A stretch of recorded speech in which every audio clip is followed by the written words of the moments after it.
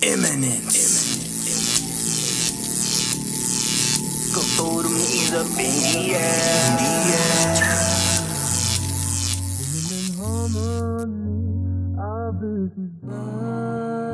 9, 8, 7. We have a go for main engine start. 4, 3, 2, 1, and liftoff.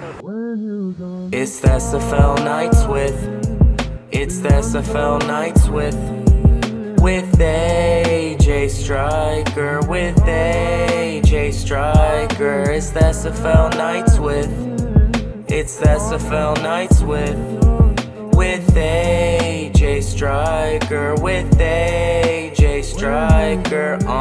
Ashley Jackson about the action. SFL news, come and join with interaction. Whatever happens, happens. Yeah, you will leave with satisfaction. Yeah, tell your team and tell your captain. Come and tune in, new episodes weekly. You can tune in from your room in afternoons, and when the moon hits, it's unique. It's the SFL nights it's the SFL nights with AJ Striker, with AJ Striker. It's the SFL nights it's the SFL nights with AJ Striker, with AJ Striker.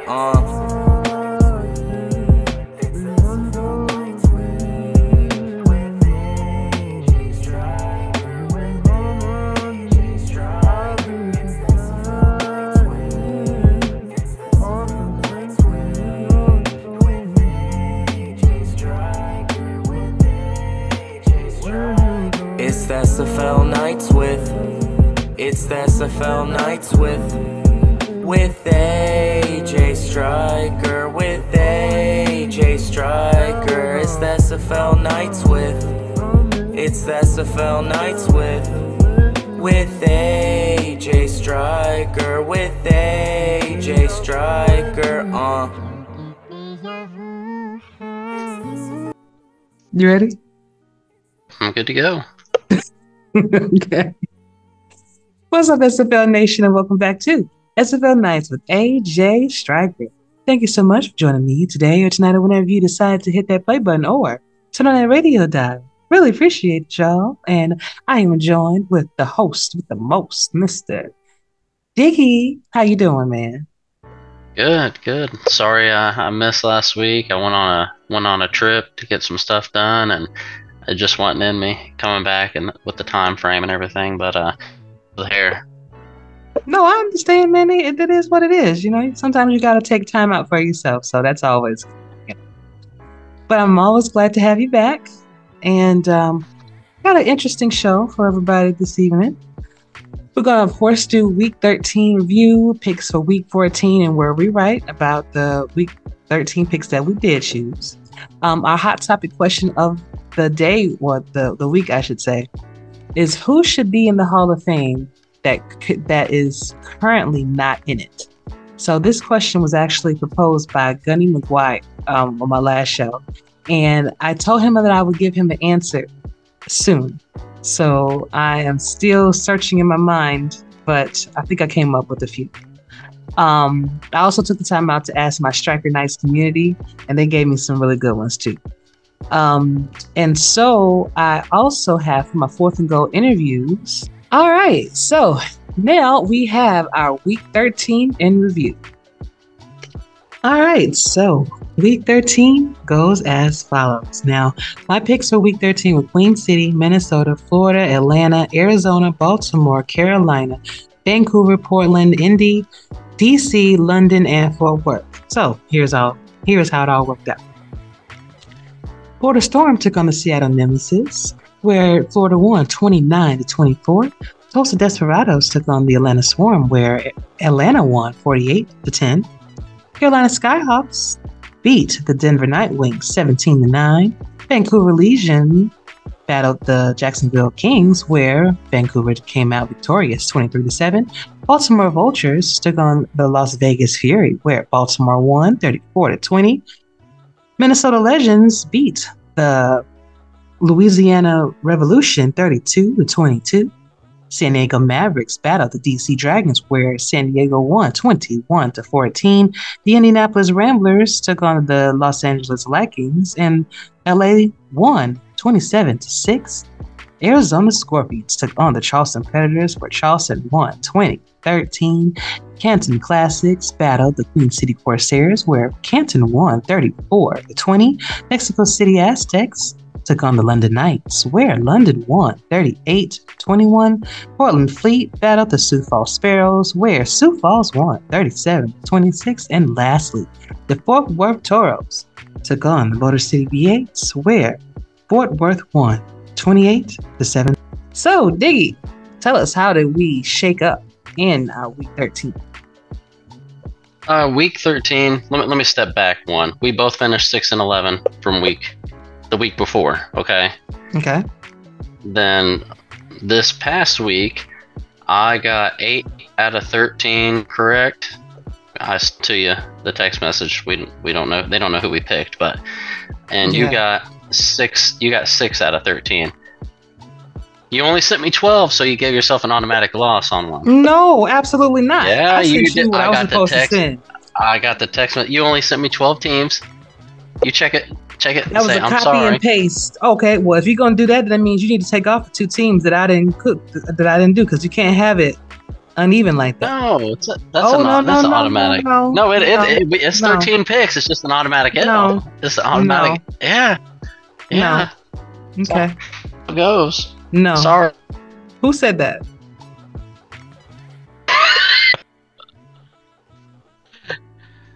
So, if you think... So, the totals right now, we'll just skim on by that. Yeah, you should, because you lost that one. But...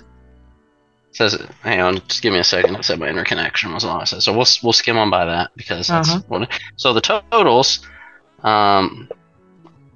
You are 90 out of 140, and I'm 82 out of 140.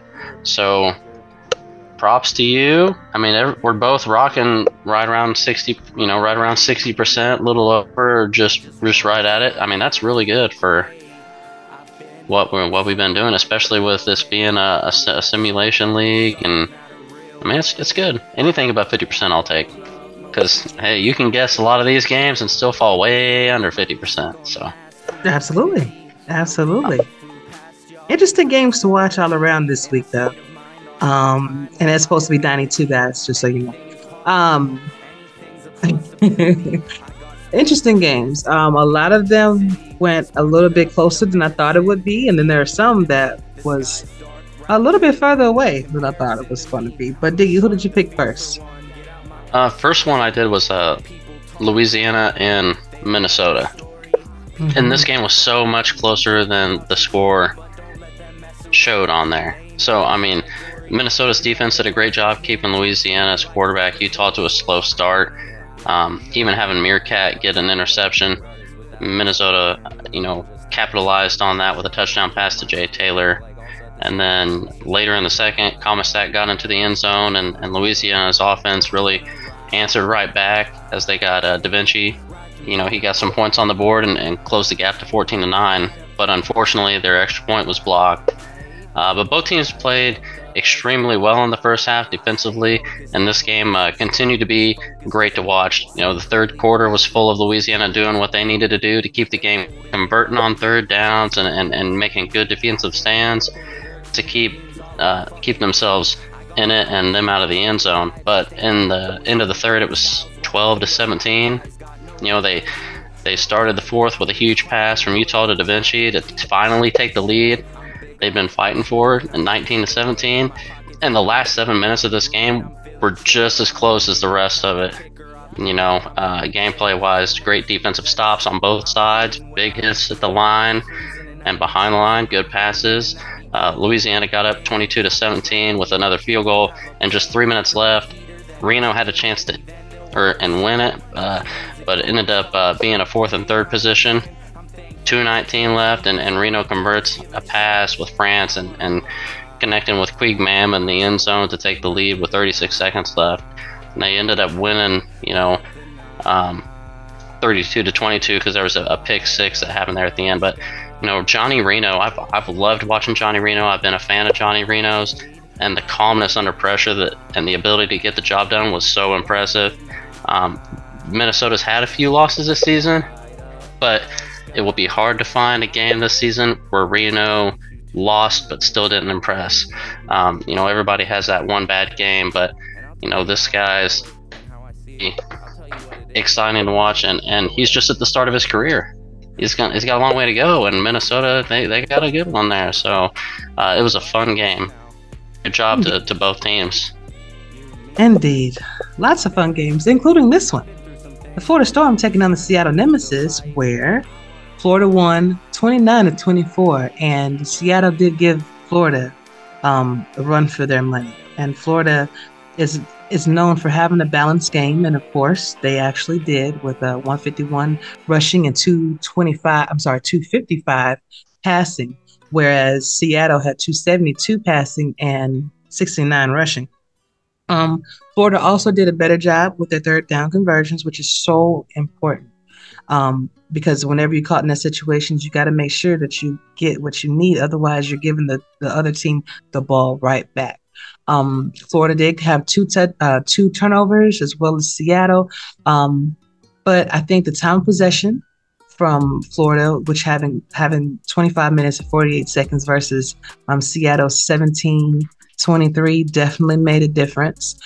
Florida was able to score in the first quarter. They scored 3 points in the first, 10 points in the second, 7 points in the third, and 9 points in the fourth quarter, where Seattle scored 7 points. Well, a touchdown in the first, a touchdown in the second, 3 points in the third quarter, and 7 points in the fourth quarter. So Seattle Nemesis have been putting forth a valiant effort in their gameplay. You can definitely see the player builds starting to gel together, and the player progression is starting to work on their end. And I think that if they had maybe another quarter or two, maybe a few more minutes, maybe this game would have turned out a little bit differently. But when you have players like Charlie Boletsky with 32 carries for 152 yards and a touchdown, making significant strides, you had Art Vandelay getting touchdowns. Those are cornerstone members of the Florida Storm. Always have been. And Andrew Francis, Ryan Davidson coming up with interceptions, and just give Seattle some love too. Shout outs go out to, I lost my place. Blue Scott, love Blue Scott, very nice woman to meet. Running back for the Nemesis, came up with 69 rushing yards and a touchdown. And then Amir Bryant Jr. coming up with an interception as well. And Sean Parent having 2 sacks on Ron Cochran. So valiant effort, like I was saying, from Seattle, but just came up a little bit short. So, Diggy, who was your next game? Next game I did was San Diego and DC. Good one. Yeah, it was another good one. They say slow and steady wins the race. DC is definitely slow and steady, and that's how it went to start this game. They controlled the ball almost the whole first quarter. San Diego only had like 5 plays, so they were able to get up 7-0 after they got Gill in the end zone. And it looked like DC was going to continue the trend, pinning San Diego at their own 10, but Patterson stepped up into the pocket and dotted one to Robo for 90 yards touchdown to tie the game, and that was beautiful. If you go back and watch that, like you said, you like the protection. It was coming in, the pressure was coming in, but he just stepped into it and boo, man, it was nice. But it looked like the tides had changed after that. San Diego got the ball back and drove down the field, only to have Peanut say, grab a pick. And when I watch him play, I can't help for Pat Tillman. Every time they say that stuff, I'm like, Peanut Tillman, Pat Tillman. It makes me, it's a Bears moment. I'm sorry. But, I was like, maybe Jalen Johnson. No, Pat Tillman. Peanut Tillman. All right, but I'm back on track. Mondavi scored a huge touchdown for them at the end of the half, so it was 14-7. As you know, San Diego just found a way to beat DC over the top. You know, DC did all they could in the third on defense and special teams with some amazing punts and defensive stance, but San Diego was able to keep the Tides at hand with another interception. And then going into the fourth, you know, San Diego and DC traded some interceptions back and forth. Percoco stepped up and said, "I got this," and came up big with a reception with 6 minutes left in the fourth, which gave DC the steam to hit Gill in the end zone again to tie it up. Now, Scar Patterson just was unfazed as he hits the tight end in the end zone. I think they said it was his 100th passing touchdown. Nice. So if that stat was correct and everything's good to go, props on that. Congratulations. And this ending of this game just came down to the last 30 seconds. You know, as Shabazz got the team down the field, it looked like they were going to score again, and everything was rolling. And they ended up throwing a pick in the end zone to seal it. And it was just the interceptions that I think kind of gotten on this one. But it was another good game that came down to the last little bit, and a big play made the difference. So fun. Congrats to both of you guys, and a very fun game. Indeed. Another fun game to watch was the Canton Classics taking on the Queen City Corsairs, where Canton wound up pulling out that win. Queen City did try to make a comeback towards the end, but it was a little bit too late. Queen City is kind of struggling. They do have a very young team right now. Everybody's getting acclimated to being on the same team. You have a lot of rookies there, so they're trying to find their way. Canton, still a relatively young team as well, but they are a little bit more cohesive group because they have seasoned players. Mike All didn't have to draft anybody, just went and just grabbed free agents that definitely made a difference in their team. But in this game particularly, with Canton, it's hard to know which Canton is going to come to play. You know, and this one, the right one, came to play. I mean, they held the ball for 24 minutes and 51 seconds, more than Queen City at 18:42. They had slightly better third down conversions, only really 4 points. It was only a 4% difference, I should say, in their third down conversions. But I think where Canton really shined was they were able to be a little more balanced as well. Having two, Cam Curtis having 2 rushing touchdowns. Actually handing the ball off 2 times to get a couple touchdowns, and then passing to Mike Twinscrew and Kendra Wells, getting those air raid of touchdowns actually helped. Now on the turnovers, though, they still had their share of turnovers, but Queen City had 6, and I think anytime you go over 2 turnovers, you're not going to win the game, or it'll take a lot for you to win. And I think that is one of the reasons why Queen City lost, was because of their turnover ratio, because they gave the ball back to Canton so many times.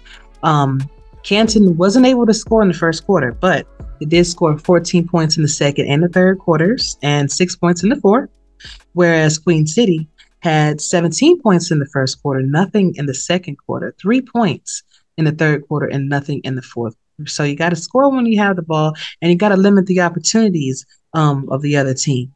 Shout out goes out to Kendra Wells again and Mike Twinscrew for coming up with those touchdowns on the offense, as well as Robert Johnson, running back. He had 2 of his own for 94 yards. That was also good. On Canton's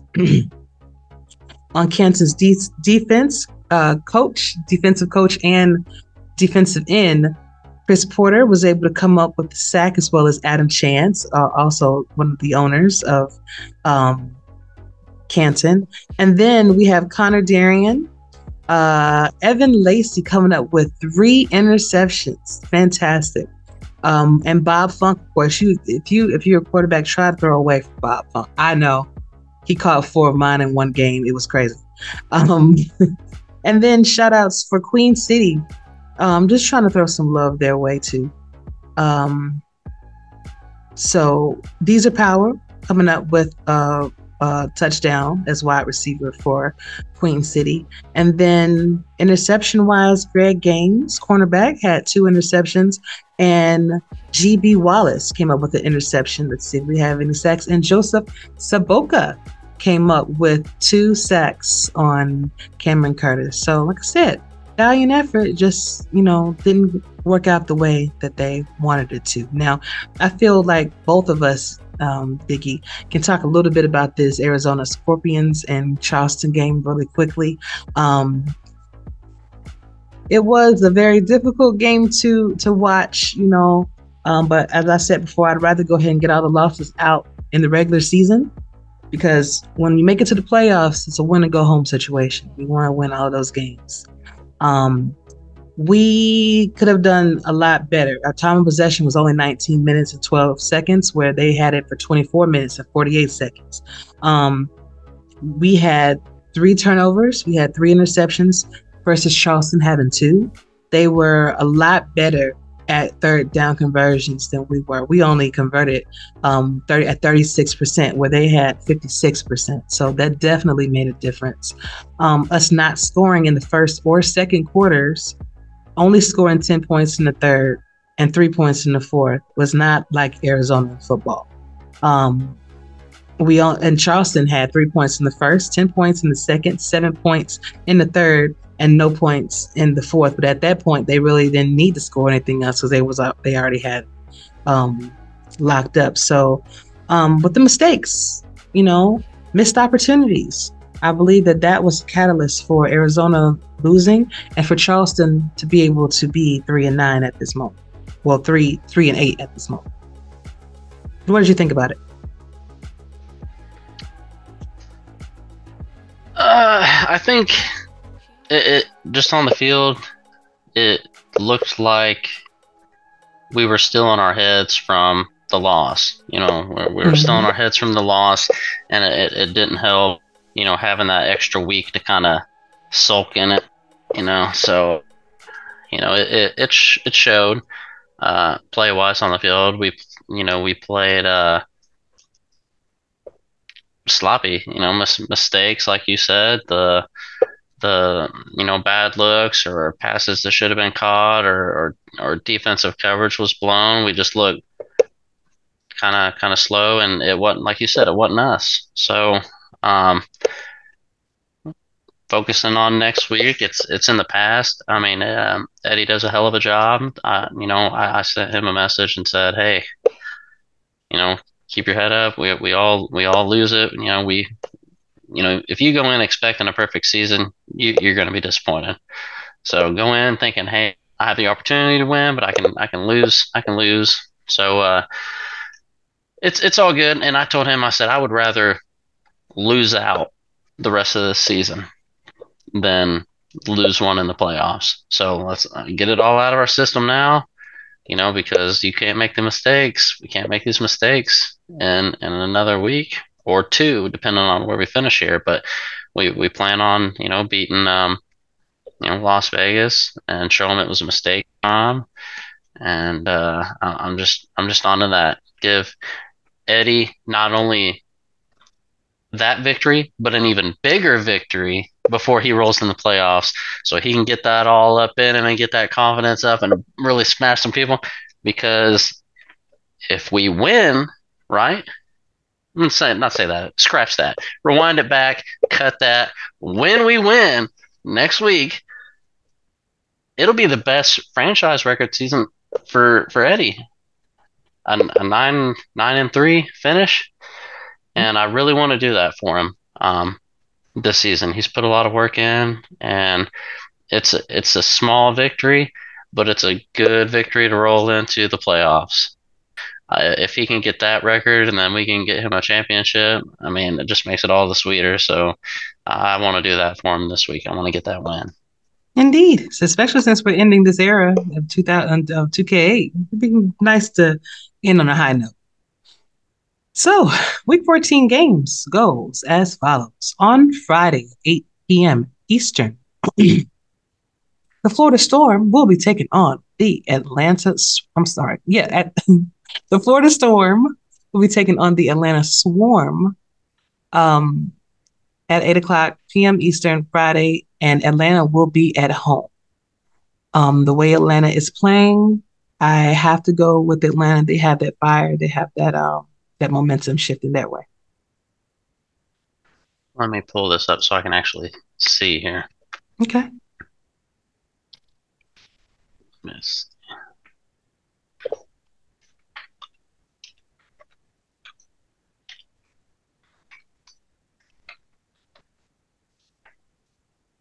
Okay, let's see here. Schedule. Which game did you say first? Florida versus Atlanta. Ooh. This one, oh man, I kind of don't want to pick. You said Atlanta at home. Mm-hmm. I think Atlanta is the team to beat in this one, but because it's my last chance to do anything this week, I'm going Florida. Hey, Yeah. sounds good. I mean, it's good to shake it up, you know? Yeah. And I mean, honestly, the past 2-3 weeks, there's a lot of games that nobody saw coming. Mm-hmm. So I could pick underdogs this whole list here and come out with a better record. Hey, so well, we'll see about that. I expect you to do so. We'll 8:15 p.m. 8:15 p.m. Eastern on Friday, the DC Dragons will be taking on the Baltimore Vultures in Baltimore. Go in Baltimore.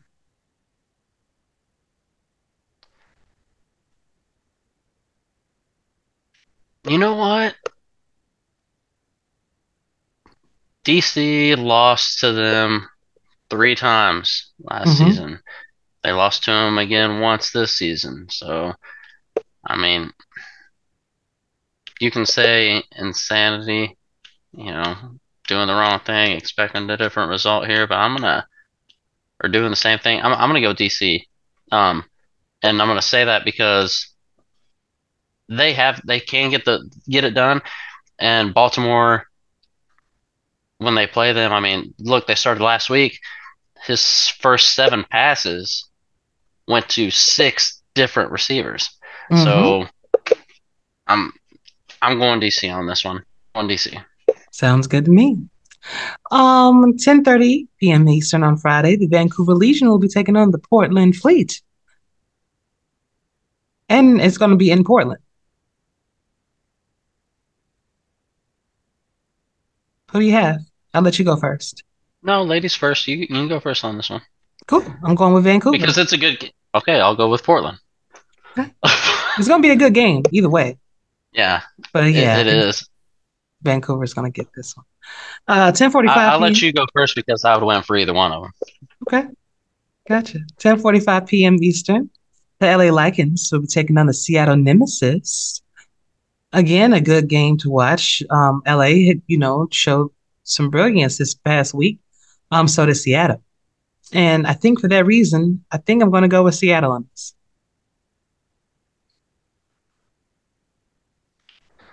Okay. Well, I was going to go Seattle, but You still I know if LA can come out and do what they did last week, good to go. So I'll go Lycans. Sounds good. On Saturday at 1 p.m. Eastern, the Canton Classics will be taking on their division rivals, the London Knights. And London has been having a strong showing so far, so I'm going to go with London. At home. Yeah, I might have done enough different. I'm not quite sure yet, but I'm gonna go with you on this one. I'm going London. Okay. I'm going London. Gotcha. 1:15 p.m. Eastern, the Motor City V8s will be taking on Queen City Corsairs.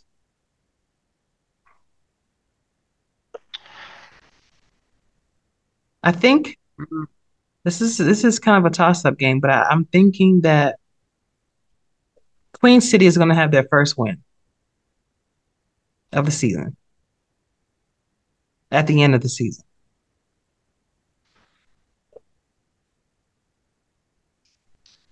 I know what you're trying to do here, and I'm going QCC as well. How do you know what I'm trying to do if I'm picking first? Because I can see it coming. Stop it. At 6:30 p.m. Eastern on Saturday, the Houston Headhunters will be taking on the Alamo City Artillery.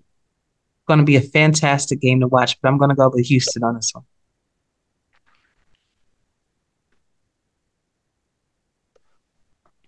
Okay, yeah, like you said, this is going to be a great game. It could really go either way. You know, Houston's had some good stuff going this season as well, and okay, I'm going ACA at home. I'll go ACA at home. Okay. But Las Vegas. It is 6:45 p.m. Eastern. Las Vegas Fury will be taking on the Arizona Scorpions, and Arizona will be at home.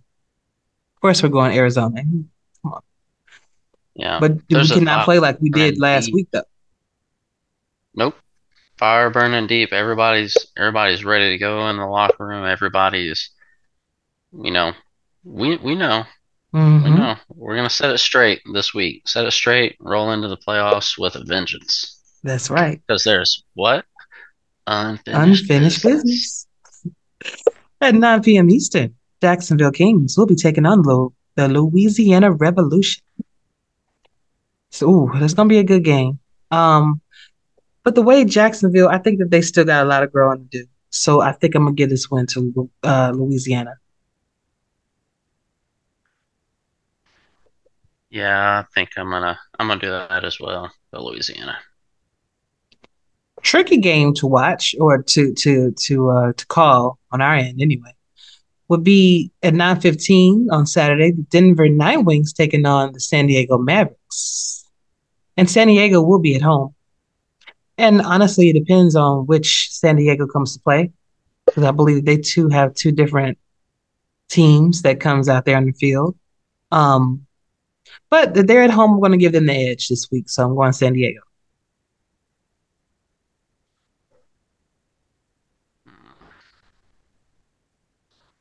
Well, Denver did beat Las Vegas. Mm-hmm.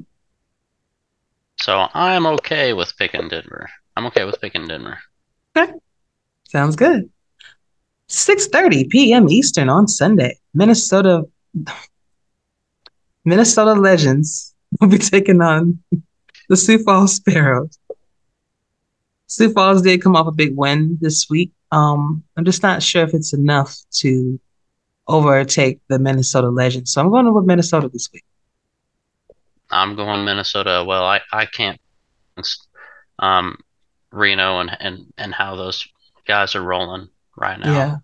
You know, that you like I said, that you think they're out and then they're right back in it, or just like the end of that game. Not only did they come back, but they just stuffed it down your throat there with a pick six right at the end on top. I mean, no. I gotta go Minnesota. Okay. 6:45 p.m. Eastern on Sunday. Charleston Predators will be taking on the Carolina Skyhawks, and Carolina will be at home. Carolina has been playing. They're a different team, you know, and I think that they have the momentum in their favor in this one. So I'm going Carolina.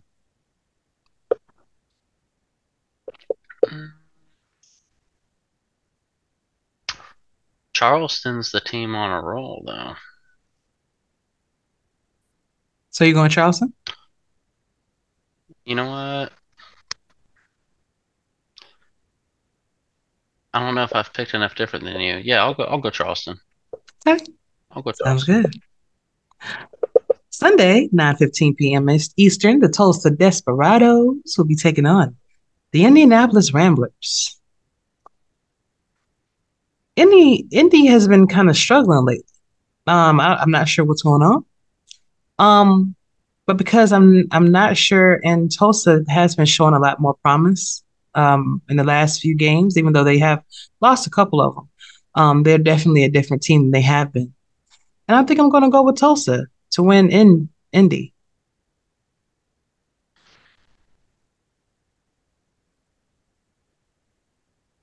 think it was. Indy can play so well, though. They can. And like you said, Tulsa. Oh, man. Because Tulsa has also got Douglas Brown rolling a lot better. I'm going to give Indy one more shot. Okay. Yeah. Got it. Because Tulsa's on a 2-game losing streak. Mm-hmm. Indy's on a 2-game losing streak. And they both had 3-game win streaks before that. So this is going to just be who shows up and wants it the most. So I agree.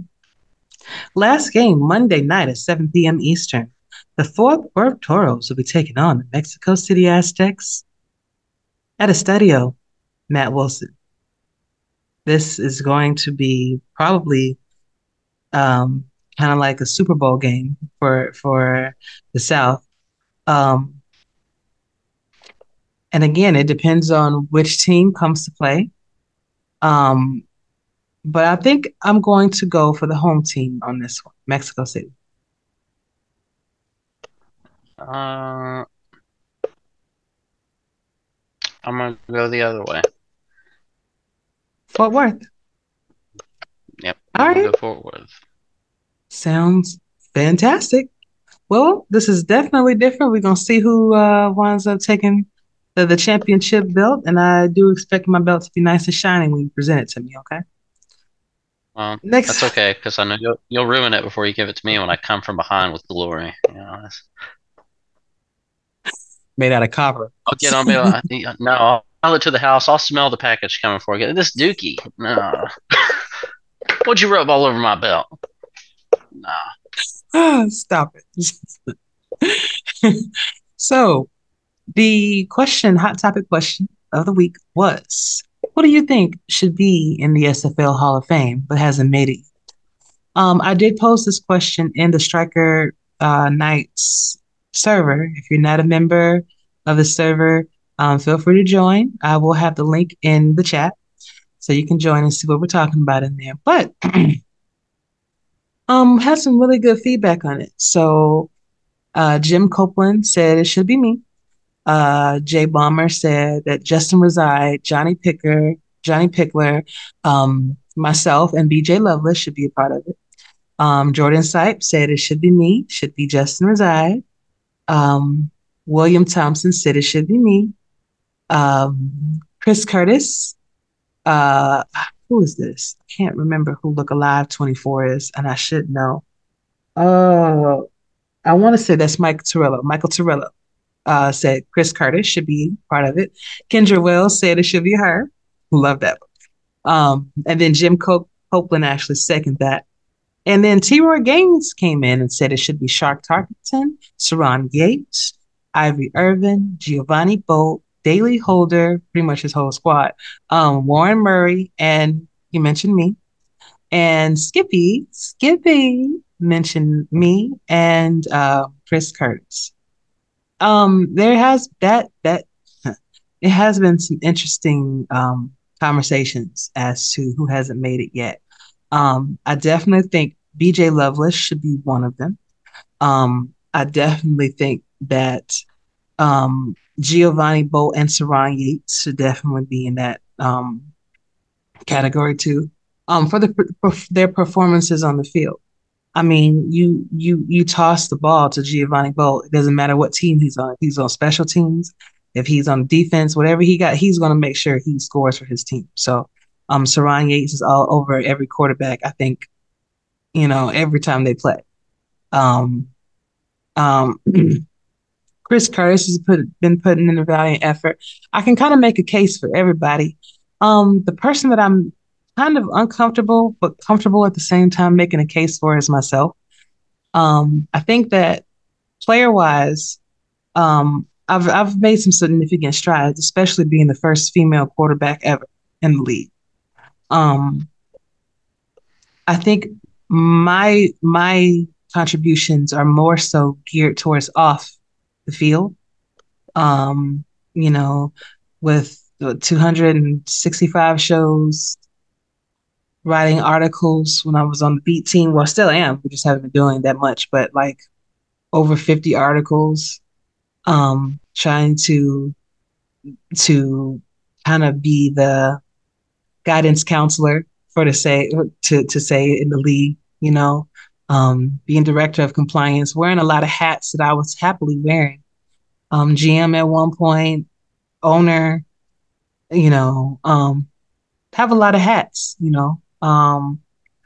so it could really go any way. I totally agree with all of these people. I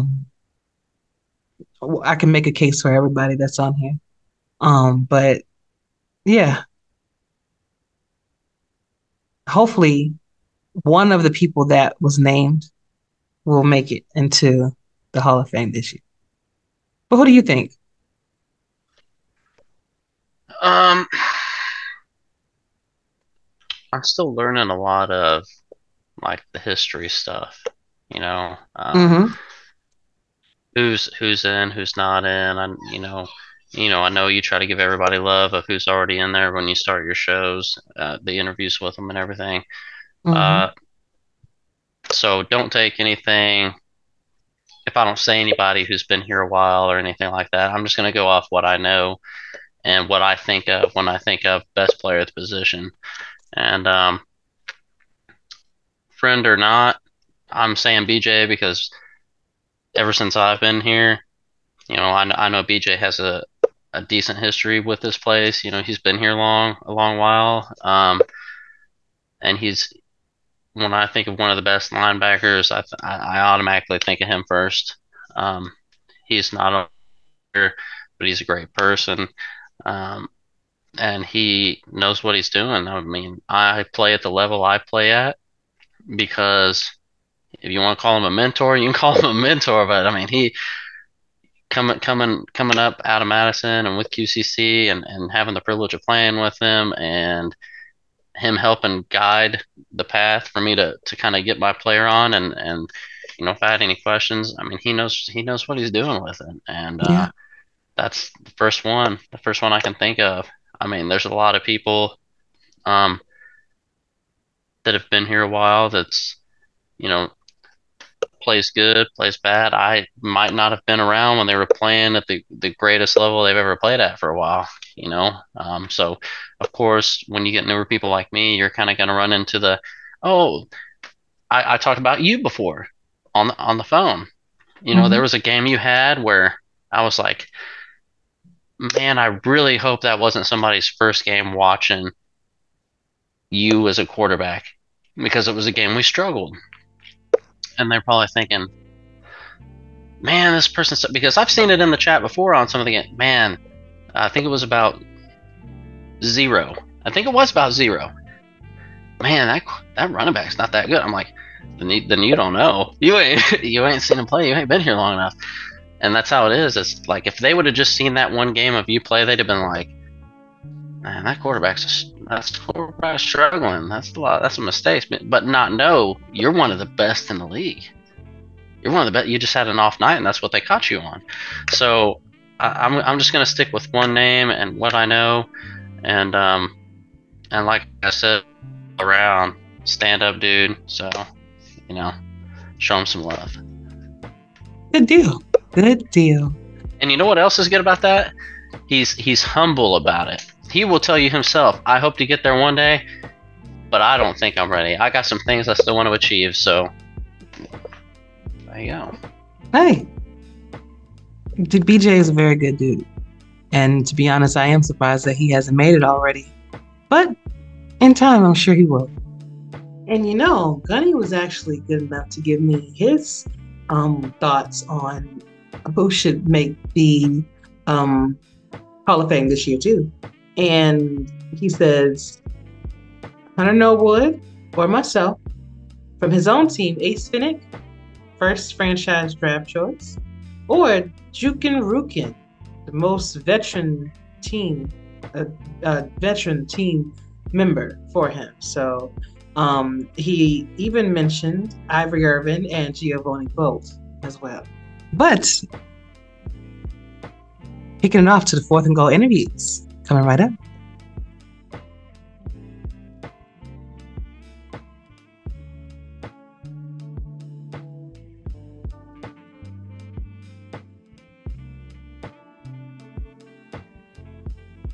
What is up, SFL Nation? And we are back with my fourth and goal interview featuring a good friend of mine that I haven't had on the show in a while. His name is Mr. David Leathers. He is the free safety for the Motor City V8s. How are you doing? Hey, I'm doing good, Ashley. How about you? How's the day going? Day is going very good so far. It's a little quiet in the office, so, kind of using my time wisely to help pass the time. Perfect. I'm happy to help you do that on here. Hey, I appreciate you. So welcome back, dear. It has been a while. And I'm sure a lot has changed since we've last spoken, so I can't wait to get into that. But for those that did not get a chance to see you as a rookie on my show, let's give the people a little bit of information about yourself. So tell us some interesting facts about you, David. All right. Let's see. I've been in the SFL, I think maybe a year and a half now or so. So it's, I guess I'm maybe a veteran by league standards then. And yeah, I happened to cross this just randomly on Twitch one day. Got in my recommendeds, So shout out to the Twitch recommendations, I guess, because I really enjoy this. So that was a good recommendation.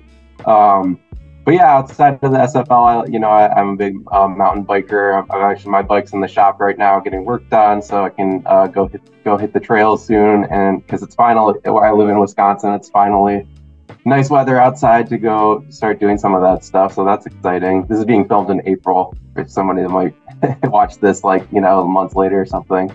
So yeah, and celebrating my 7-year anniversary today with my girlfriend. So that's exciting too.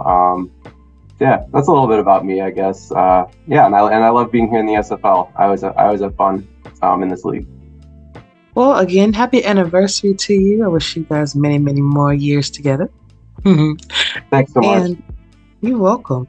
And you're also heavy into esports too. I think you and I are in 2 other leagues together besides this one? Yeah, at least 2, right?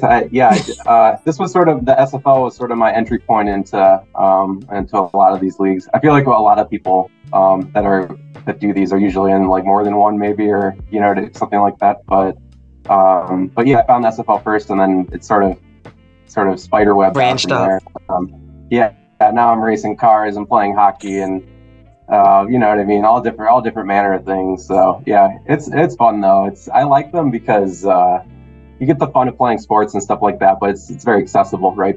Anybody can do this, even somebody that might not be able to. I mean, for me personally, I can't go drive a race car, for instance, so that's something, it's ways to do stuff like that you might otherwise not get to. Exactly. Now listen, I'm telling you, Ashley won't be out here driving 200 miles an hour, nor will I be out here playing for the Arizona the Cardinals or anything like that. So this is how we live and still be safe.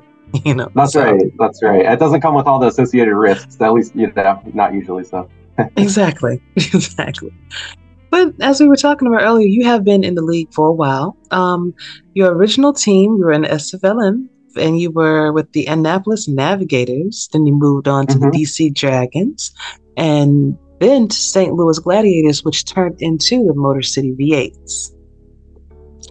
Yes. So, for all of the newbies that are in the league, tell us about your rookie experience in the SFLm and how exciting that was for you.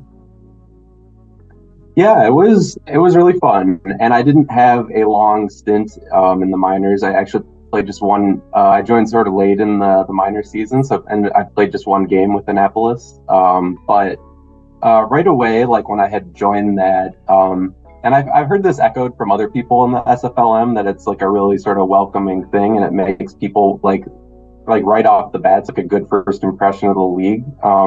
So that was my experience, and I've seen other people say that same thing. But yeah, I was able to be welcomed in right away, and people were quick to help me out with quick progression recommendations, which again I didn't do much of because I was there such a short time. But But yeah, it was a blast. And now, like, it's I sort of compare it to how people, you sort of have your college allegiances a lot of times in the U.S. based on where you went to college. That might be the team that you like, and that's sort of mirrored here. I feel like people have their ties and allegiances to their SFLm teams. So I always, Annapolis, that's my team now. Even though I actually live in Madison, Wisconsin, and they also have an SFLm team, the Lynks, which is kind of funny. But anyways, it was a great experience though, and it's for anybody joining the league. I think it's a good first step. Indeed. Question: are you a Packers fan? I adopted the Packers as my team. I'm originally from Cleveland, Ohio, so I'm a Browns fan, I guess, initially, but I've been in Wisconsin so long. I think it just eventually they wore me down. So now I've got my AFC team, my NFC team. I guess we all make mistakes, huh? That's right. I know you like the Bears, so it's fine, right? There's a lot of Bears fans in Madison too, to be fair. I think we're kind of equidistant from Green Bay and Chicago here, so we get both. And Minnesota Vikings as well is also not that far, so. True. Very true. So I guess you could have went either way, huh? Yeah, that's right. So you said that you weren't in the minors for too long. Now, why was that? Mm-hmm. Is it because of when you joined? Yeah, I had joined. It was sort of late in the season. In Annapolis, I think the whole league, they had just had the final week of the SFLm regular season when I had joined. And then I think the game we played was to determine if we'd make the SFLm playoffs or not. Like, I think the Navigators were right on that line, and we ended up. It was a close game. We ended up losing, so we didn't have any playoff games to play. And then I wasn't sure if I'd be drafted after that because I wasn't just new to the SFL at that point. I was completely new to sim sports in general, so I didn't really have a ton of ties to people in the community. So I was half expecting to not get drafted and then maybe go back for full SFLm experience and then maybe come out in the following season. But did end up getting drafted very late in that draft after my one game with the Navigators. That is actually extremely lucky because some teams would have looked at that because you didn't have the experience. You probably didn't have much progressions at the time. True. As that not being something that they would want. But DC gave you your start. So how did it feel being drafted to the DC Dragons? And tell me, what was that locker room like? Oh yeah, it was a great feeling. And I did my I think this is maybe a PSA to rookies or people in the minors. Like, I definitely was reaching out to teams and trying to sort of figure out. I was a cornerback at the time, but I was trying to figure out which teams might have this need. And you can see some of that in the server, like teams post, we're looking for X, Y, and Z positions or whatever. So I was doing some of that on the back end, and I had done a survey for the Dragons that they had sent out at one point to potential draftees. So I think that may have helped my chances a little bit too to get picked up. But yeah, getting drafted was really exciting. Like I said, it was right towards the end of the draft. I think I was maybe third to last pick if I remember correctly. So like I had some time to wait, which didn't. Again, I was so new to the league and everything, it didn't surprise me. But yeah, I was excited to get picked up, and the panel. They discussed, talk about the pick and everything, and that was all really fun to watch. And then, yeah, just being on the team in the rookie season. I mean, I've said this a few times in the league chat and like on people's shows and stuff, but like the Dragons was a great experience. I played there for my first 2 seasons in the league, and I have nothing bad to say about that organization. I think that similar to my experience with Annapolis, the DC organization as well, gave me a really good platform to not just start my career, but continue my career here and set my player up with like a good build to move forward with. So shout out to Destro and Mullinex and all the Dragons as well. Good deal. Good group of guys over there too. So what made you leave to go to St. Louis? Right, St. Louis. Yeah, I had some connections to the St. Louis team. I still do, but like for instance, Guy Clausen, he was my teammate in the minors for that one game, but I got to know him like very quick, like right when I joined the league, basically. And he'd been with St. Louis. I think he was drafted in that same draft I was, so he'd been there for a while. And Eagle Mondavi, now with the San Diego Mavericks, was actually sort of being GM at the time in St. Louis, and I knew him from some other leagues. And so I was sort of just talking with him about potentially coming over to join them. I always wanted. I knew when I got drafted by the Dragons that I didn't want to like do one season and leave. I really wanted to honor the fact that they liked me enough to take me to stay at least those first 2 seasons. And you know, it was for people that might not remember, this was when the Dragons had come back to the league after being dormant for a while. So it was a lot of rookie. I mean, those were definitely like foundational developing seasons for the team, which was totally fine. It was kind of fun experience actually being on the team. It was like we all came in one big class, you know, bunch of rookies. So I think we sort of laid that foundation for now. I mean, they're definitely back being a competitive team again. You know, I think they made the playoffs last season, and this year they're around that like 500 marks. So yeah, that was.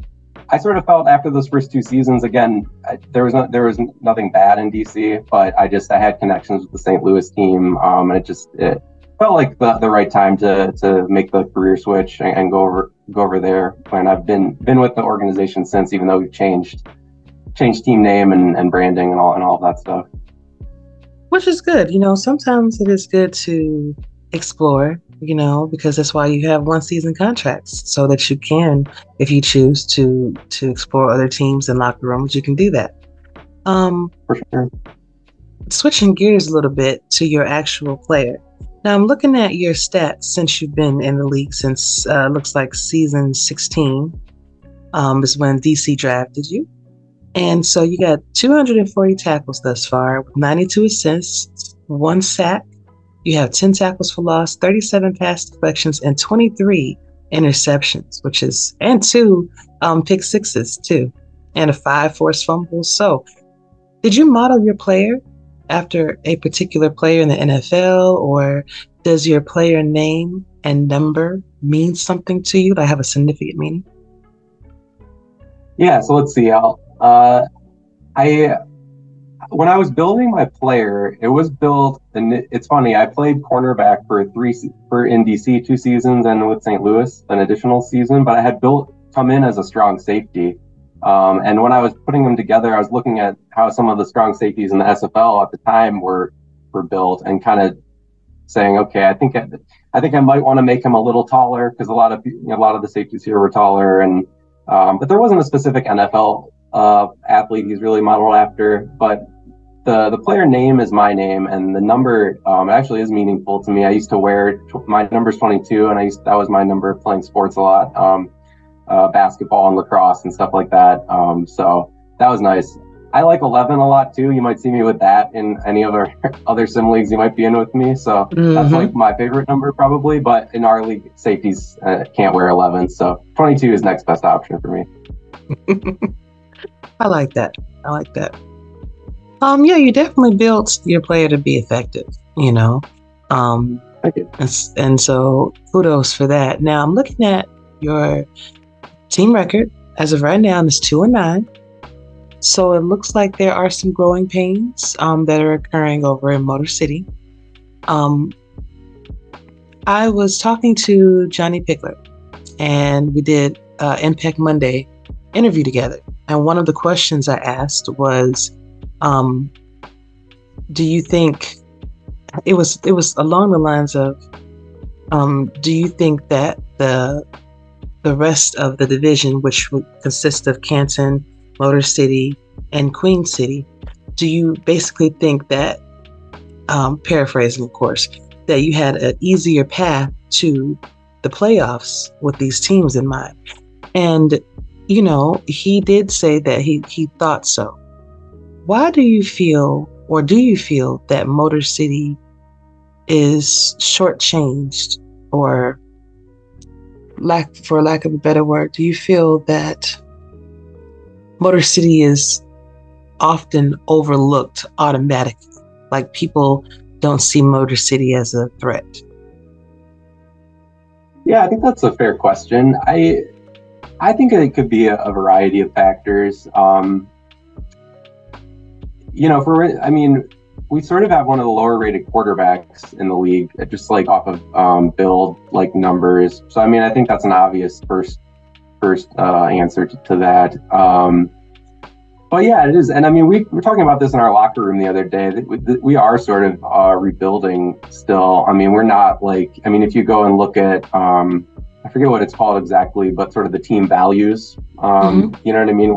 We're still like not up there. We're far behind like a team like Baltimore. Obviously, they're like the standard or whatever. But so it is. We are sort of still in a sort of rebuilding mode, and it's going to be really interesting. I think going over to the new game next season. That's going to not just affect our team, but affect the entire league, and to sort of see like.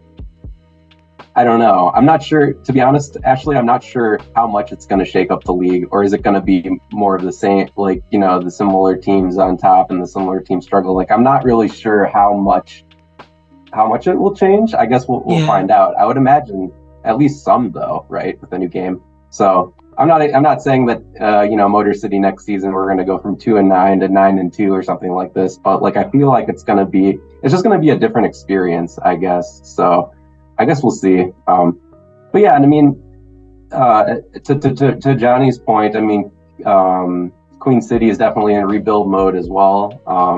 Maybe more like just started that process even more so than we have. And then Canton is still, by SFL standards, a young franchise. So there's room in this division. If they keep these divisions how they are, I think there's like room to grow for sure. And London, obviously, they've been playing really well too. So kudos to London. I don't know. At some point, hopefully, some of the rest of us can, get up there in the standings with them, make it a little more competitive. Indeed. And if I remember correctly, I believe it was last season when London went 11-1. You guys were the ones that gave them that loss. So that's right. Yeah, that's right. But but they had a phenomenal, season to come. Just to win 11 in a row is very impressive. So very much. That's very much. So, does it bother you sometimes when like you personally, or even I would say the locker room, do you guys feel down, or is there still that, hey, we can do it, we understand where we are as a team right now, we're just going to move forward together? I think it's a little of both. I think it's only human nature to be frustrated if you're losing, right? But on the other hand, I think our team does a pretty good job of understanding that, we are still, like I said, still sort of a building team, and I don't think there's any concerns that the coaching staff isn't doing everything that they can do. Like I know that Drew puts in a lot of work, so I don't think there's any sort of like issue there. I don't know. I'm in so many of these leagues, and some of them I'm on teams which are very successful, and others like maybe less, just off of wins and loss, or however you want to quantify it. I'm on varying levels of that, and I don't actually like. The more I participate in them, I find it affects my experience less. Like I think I'm more so here for like the vibes and like the, just like the general atmosphere than so much like the wins and losing part. Well, of course, that being said, of course I would like to win. Everybody does, and I'm going to do everything I can to help my team do that. But so going something like 2-9 or something, it's not enough for me to say, okay, well, that's it for me, right? and just call it a day. So I'm here for it, regardless, I guess, of how the on-field results might go. Indeed, and I think that would make you a more balanced person, I think, because you are on the winning teams elsewhere. So it does kind of help mellow you out a little bit. Like, we'll get there. You know what I mean? As long as we're all together, as long as we all continue to grow together, you can't help but to have an upward trajectory. Just like DC, when they started out, they had I think most of their team was rookies, Yeah. And now look where they are. That's right. Being a competitive team. Ashley, if I left the league or took a hiatus or whatever because of my results, I just wouldn't be here. So I don't think I've ever. It's maybe my player is a jinx or something, but my winning percentage in this league is not very good. I would say this. So, but it's okay. I mean, hey, only one team can win the game, right? And that's just part of sports. So that's totally fine. Indeed. Well, your next opponent will be Queen City, and that's going to end your season off. What do you think it would take to get the win over Queen City? What do you think that Motor City will have to do ultimately? Yeah, that will be an interesting game because Queen City's been, I mean, like all developing teams, I think they've been playing better as the season has gone on. They've been in some close games. It's not like they're getting blown out every single week. True. And I know we played them once. We beat them earlier in the season, but it was, if I remember correctly, I believe that game was close.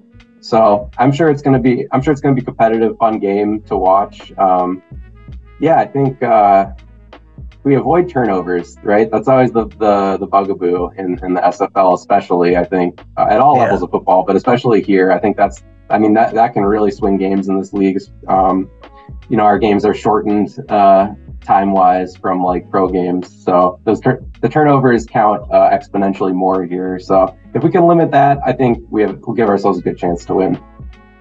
Indeed. Now, before I move on to a couple of fun questions for you, I wanted to know, do you want to do anything else in the league, or have you had any more experience in the league, maybe doing stats, maybe broadcasting, maybe in a front office position that I'm just not aware of? Or is that something that you want to do in the future?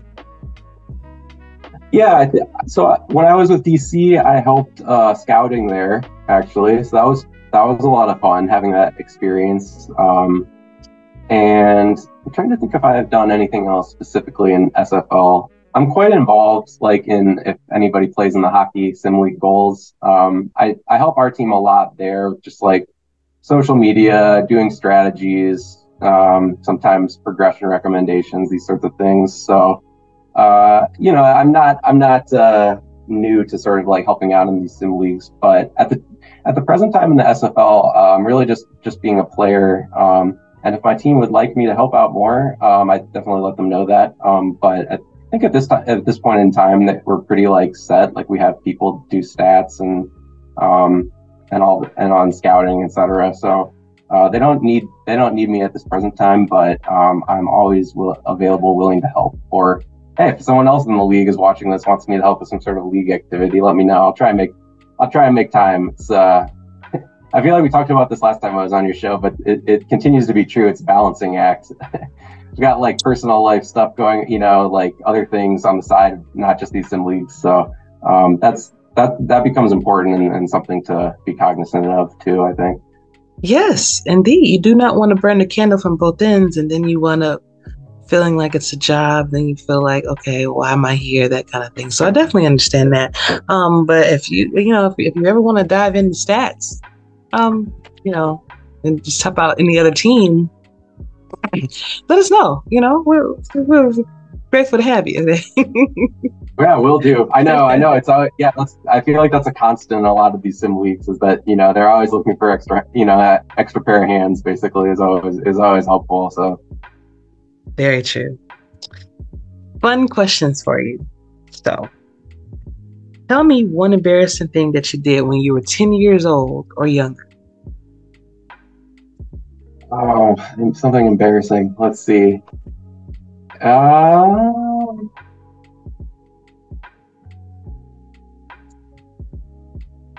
Oh gosh, I was such a rapscallion.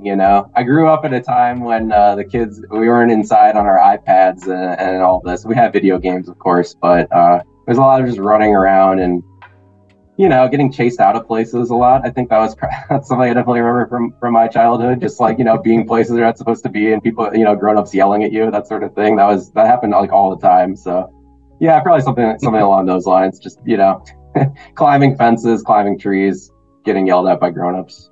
I did a lot of that sort of stuff. You didn't fall out or anything, did you? No, it's surprising that I didn't actually, with how much I was climbing stuff. But yeah, I actually never fell out a tree or off of a fence or anything like that. Okay. I got chased up a fence by my neighbor's dog at one point in time. That was scary. I bet it was. Anytime you have a dog running like that, that is. What is the worst advice you've ever received?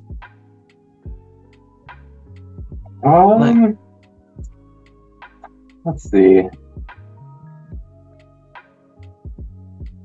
I think it would just be probably just anybody telling you that like you can't do something, or like this space like isn't for you, you know, anything like that. I can't think of a specific time someone telling me that, but I sort of feel like in life you kind of have to sometimes carve your own path, and you shouldn't limit yourself, I guess, because you might miss out on things that way. So that's my counter to that, is that don't listen to that sort of stuff.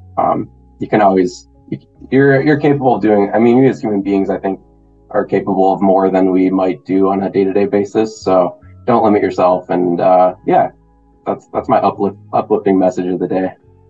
Okay. So what are some of your favorite songs that you would listen to like as a teenager that you are still listening to right now? Let's see. I don't know if you're familiar with the pop punk band New Found Glory. They've been around a really long time, like I've heard of late them. 90s. Mm-hmm. Yeah, and they're still out there, still going. We actually saw them in Chicago last month. So yeah, still doing shows and stuff. That's a band that I've been listening to for quite a while now. Okay. I'm trying to think of other bands. I've sort of been trying to see a lot of the artists and stuff that I grew up with now, because like if people remember, like when Mac Miller he died tragically like not that many years ago, and he was young too. I think he was only in his 20s. So I had tickets to see, he was coming to Madison. I had tickets to see him at the time. Obviously the show didn't happen, but that sort of made me think, okay, if there's an artist you really like, or something that you really want to do, like you kind of just need to do it, because tomorrow, you know, in life, tomorrow's not guaranteed. So I feel like that moment was sort of important for me to understand that, and I've been trying to see some of the other bands I haven't had a chance to see growing up. Like we saw Green Day as well. That was kind of fun. Nice. Another band that's been doing it for a long time, you know. So definitely, I like Green Day. Would you rather go on a vacation to the beach, take a safari, or to the forest? I will say the forest. I tend to get sunburned a lot. Although I was very lucky to go to Hawaii this like a few months ago, and I managed to not get sunburned while I was there. But I think it's because we went in like the winter and the sun, it's not so intense in the sun, and I was kicking on the sunscreen. So as a person that gets sunburned, I think the forest is a little more my speed. I have family in the Pacific Northwest, like in Portland. I really like it up there. It's beautiful. So forest. Okay, got it. Let's see. If you only had one meal for the rest of your life, what would it be? I think I'll go with spaghetti. Right, Really? like pasta dish. Okay. For our anniversary dinner, we're going to this like old school Italian restaurant in town. I'm really excited about it. But yeah, I think I don't know if I'll get spaghetti, but some kind of pasta tonight. Okay. I think you kind of already answered this question for me, but if you had to live without one of these items, what would it be? AC or heat? Oh.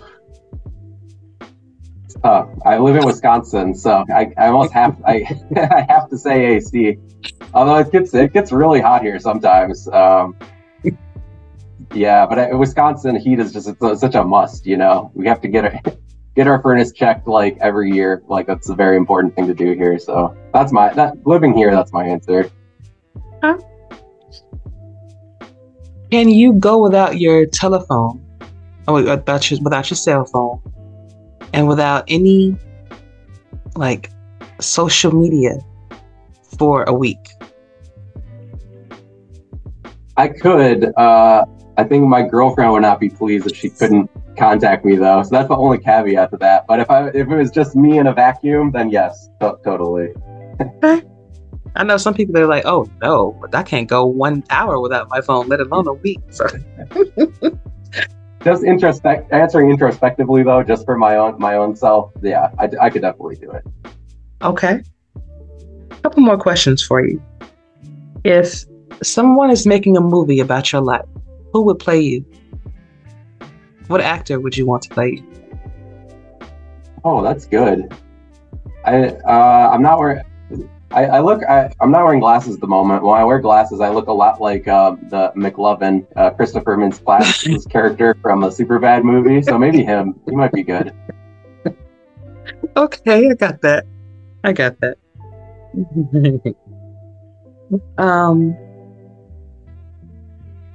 If money and time were no object for you, what would you be doing right now? That's another. These are some really good questions. I gotta Thank you. give you a shout out for these. I think, I would have definitely more time for these sim leagues. I think that might be something I'd do, of course. But yeah, I'd probably want to do some traveling. I would imagine. I'd want to go ride my bike, of course. That's something I really like to do. Yeah, I don't know. Probably try and find some ways to give back to the community more. I think I try and do that a little bit on the side now, but it's it's tough. I was just telling my buddy the other day, and there's only so many hours in the day. It's sometimes, and I don't always feel like I have time to do everything that I wish I could be doing. So if money and time were no object, I think that would I don't know, it'd open me up to be able to do a lot more stuff, I guess, or pursue more things than I'm able to currently. Okay. Now I saw this one and I just got to ask you. Okay. So I probably won't talk to you again for another 2 years. I'm just playing. We'll see. Yeah.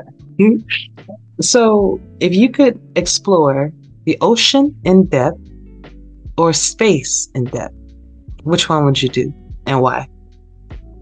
Oh, I would say the ocean, because that, to me, it's sort of like, it really is the final frontier on our planet, and I feel like they're always finding stuff down there, and they're saying, oh, this is a brand new discovery, and it's crazy because it's right there. It is right there, but it's hard to access with the pressure down there and everything. We're not really set up to go down there.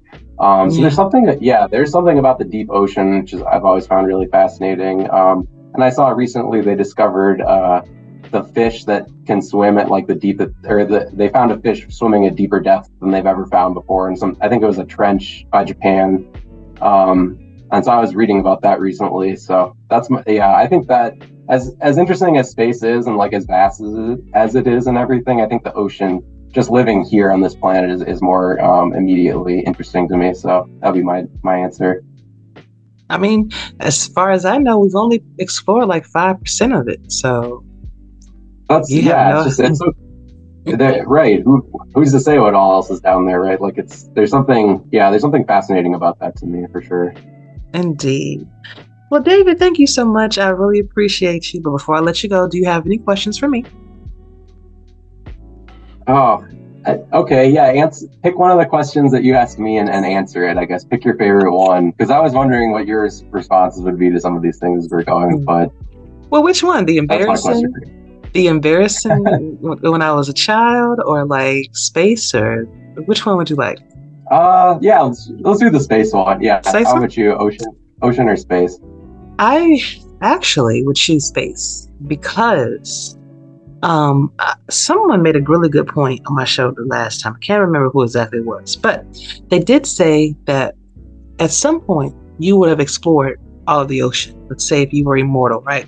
You would have explored all of the ocean at some point. With space, you will spend eternities exploring. I don't think that there is anything that you will see twice. True. So it's always an adventure. It's always something else out there. It's always something to see and to experience, So I think for that reason, I would choose space. You never get bored. Yeah. I don't think there's a wrong answer to that question. I think either one they could have some really interesting revelations and then things like that. So Definitely. And you know what? For you, I'll answer another one. I will answer the most embarrassing thing I did when I was a child. I was riding down a large hill in my neighborhood. Now, I already knew I was on my bike, my bicycle with my friends. Now, I already knew that my brakes weren't up to par. But, you know, just hanging out with them, we're all riding down the hill. Just go ahead and do it. So as I'm going down the hill, I try to slow down and I can't. Oh no. And then when I squeeze really hard, it snaps. So I'm going down the hill. Now my house is at the bottom of the hill. So there's a street that I have to actually go past to go into my driveway. And my thing is I'm trying to coast into the driveway and, you know, hopefully I could, if I'm going to fall, just fall in my yard. That's what I'm thinking a lot. What I didn't see was a car. I thought so. What I didn't see was this car that was coming the exact same time that I was coming. So we were about to meet in the intersection. I literally just missed that lady's car by seconds. Oh my God. And she didn't even stop either. She was just like, oh, well, you know, just, did I hit her? Nope. So, so after I crossed the street, I jumped up on the sidewalk into the yard. I didn't go down the driveway like I actually was planning to. I went straight into the bushes and fell off. And my friends, they're yelling, "Hey, are you okay?" I was crying. I was just so embarrassed because like I knew better. But I decided to go ahead and do it anyway. And you know, I don't know if you ever tried to stop with your feet. But I was looking at my shoes. Oh. The rubber was like almost smoking. It was it was terrible. Man, that's like my nightmare is being on the bike and not being able to stop. Oh, I went in and my mom was like, "What's wrong with you?" Like, Mom, my brakes went out, and I told you not to ride the bike anyway. Yeah.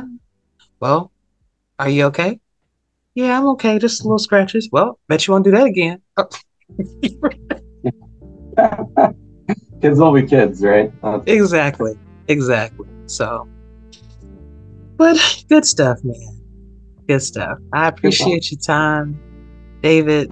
Come back whenever you want to. You always have an open invitation to come back and kind of visit and let me know what's going on new in your life and things like that. I always love to hear great things. But I cannot let you go without giving you the last word. So that can be a song, a poem, or just a simple shout out. But right now, David, the floor is yours.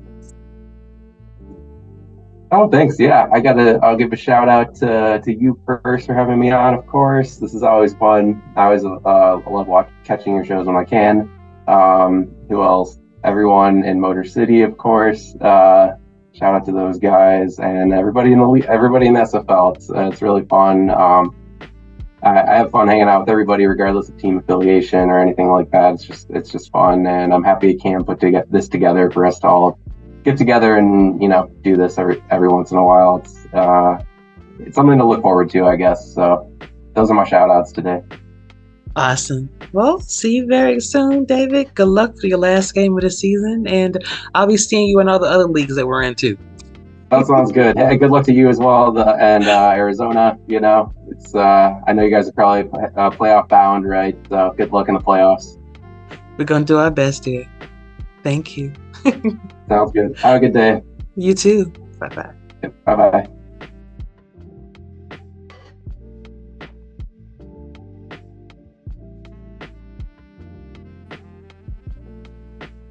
All right, and we are back with my fourth and goal interview featuring a really good friend of mine, Mr. Evan Lacey. He is the cornerback, as well as assistant GM for the Canton Classics. How are you doing, sir?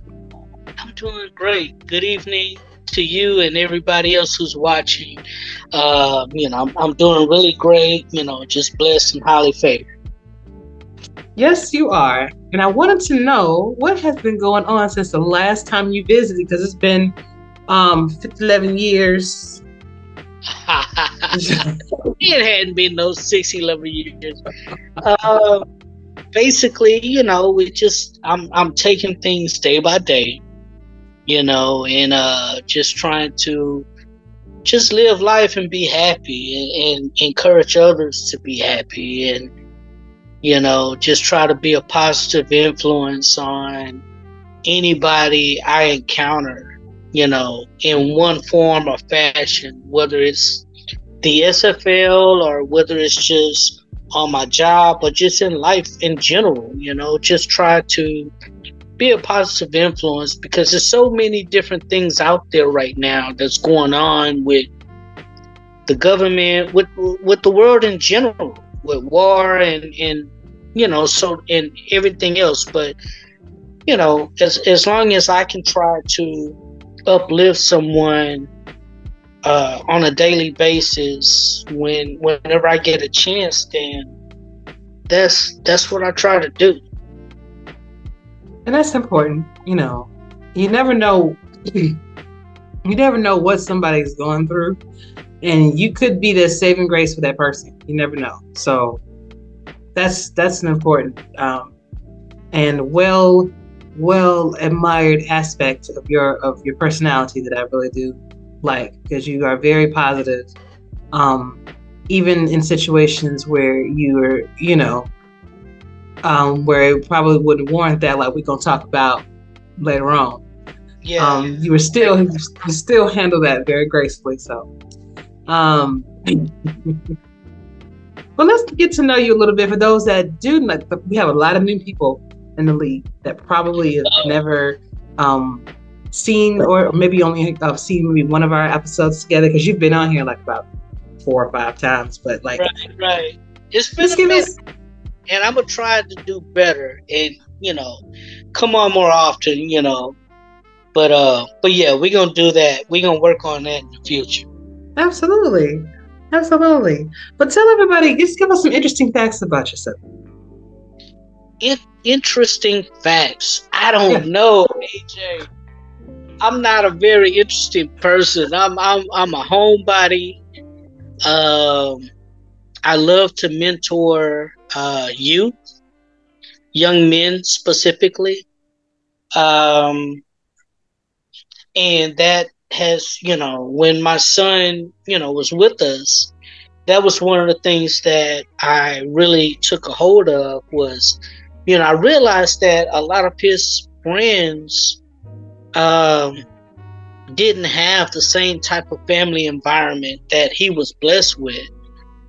And so I took it upon myself, not just me, but me and my wife took it upon ourselves to, try to make a difference and be there for those who weren't blessed with a 2-parent household.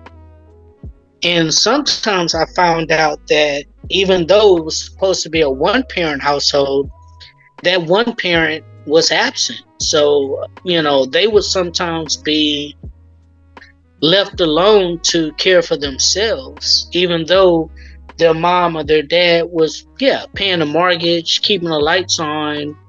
They still weren't there, really being a parent. So, that's one thing that may be considered interesting about me. I try to be the best person that I can every day in and day out. Not saying that I don't come across my struggles, but like everybody else. But I'm your regular Cowboys fan. I have my daughter and who just had a baby, so I have my first grandbaby. That may be considered interesting to some people. Yes. I may look much younger than what I really am, but I just turned 52. Oh yeah, you do. So that's interesting, but I'm just a regular dude who stay home, try to be the best father, the best husband, the best brother. I try to be the best person that I can on a daily basis. So, and in that light, I may come across as being boring, but it is what it is. Well, if that's boring, then the world needs a lot more boring people in it. Probably wouldn't be going through a lot of stuff that we go through if that was the case. Right, But right.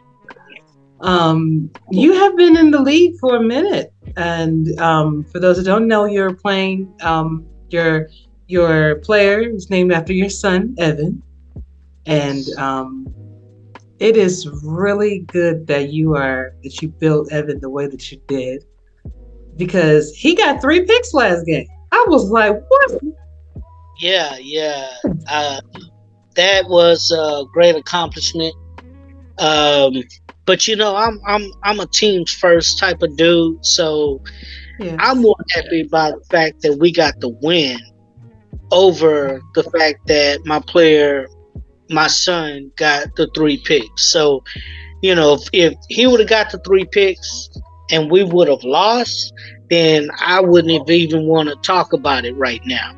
Right. But, it just so happened that he was able to contribute to a win, a W, which, for, whatever reason, those W's have been scarce for us this season. Mm. And, but we're going to work that out in season 21. And I'm now a part of the front office. I'm now a part of the group that's looking to make things better. And I have an opinion. Yeah. I have an opinion now. I mean, I've always had an opinion. I may not have always voiced it, but I have a vocal opinion now, and we're going to make sure season 21 doesn't end up the same way that this season did. Okay. I'm looking forward to it. I'll be watching you and Mike very closely. But, yeah. So you have been in the league since, you were on the flight.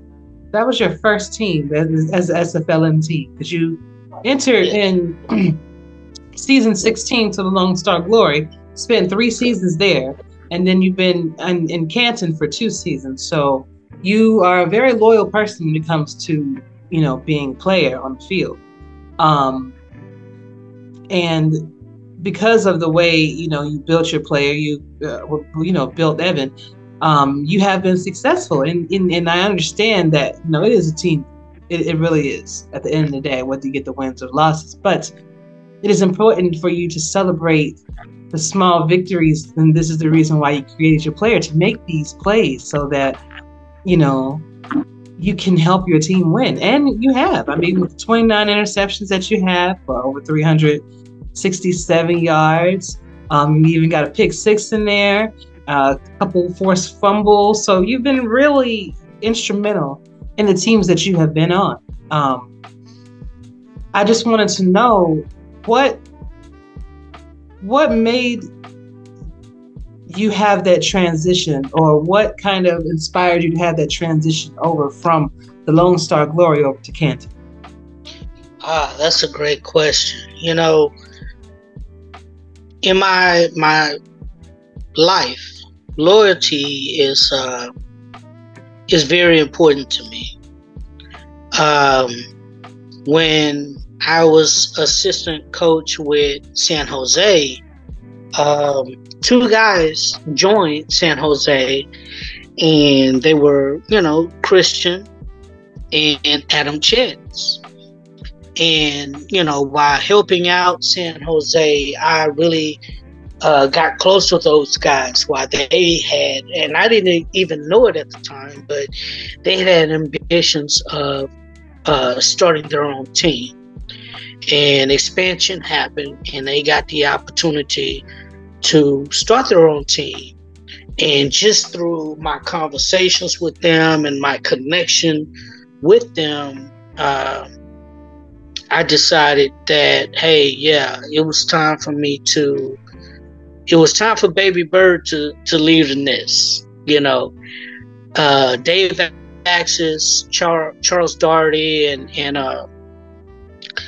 those guys brought me into Lone Star along with Coach Craven, and I think Doug Day also may have had a say in that as well. I'm not sure, but they were also on Lone Star, but while also coaching at San Jose Flight. So it was almost like just the transition from San Jose to Lone Star was effortless for me, because I think at the time Dave was actually, I think he may have had a part in San Jose Flight. So I can't really remember, but just knowing those guys from my minor league season and getting to know them, I really wanted to go to LSG, Lone Star Glory, and Dave and Charles made it happen.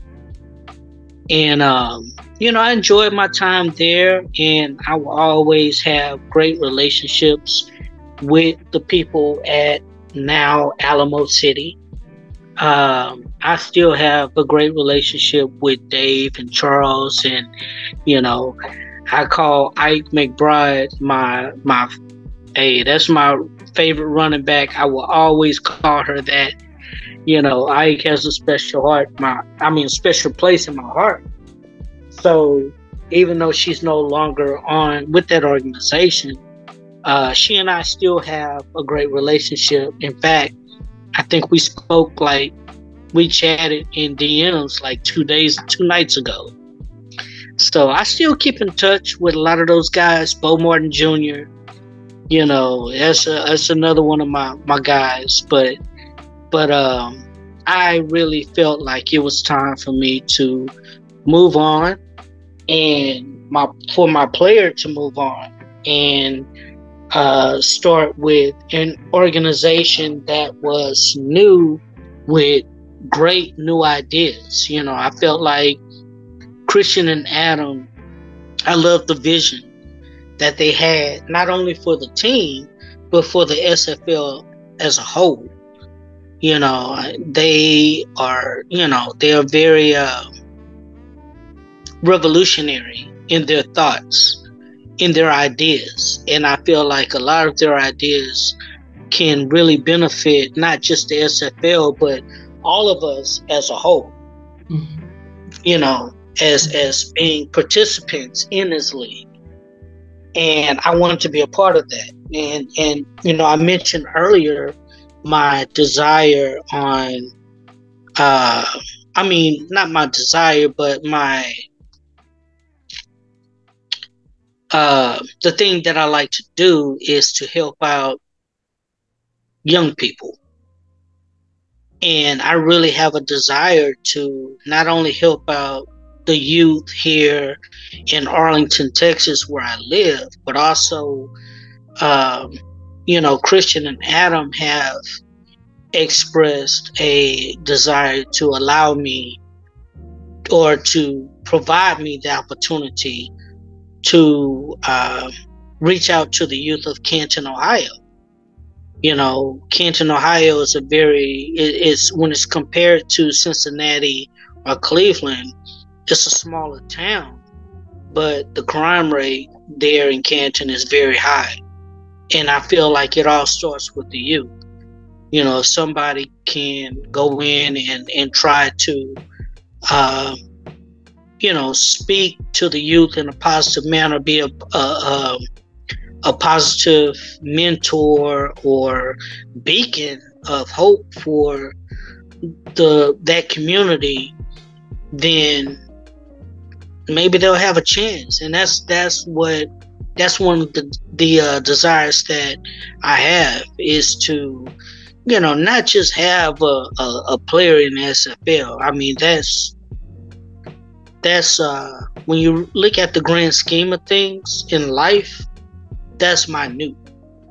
But if you can really reach out to the youth and they know you from a digital player or a digital league, they know who you are or what your player is about or what you are about, and you can reach them through those means, you can bridge a relationship with the youth and try to be a positive mentor or a positive influence, then hey, you've done your part.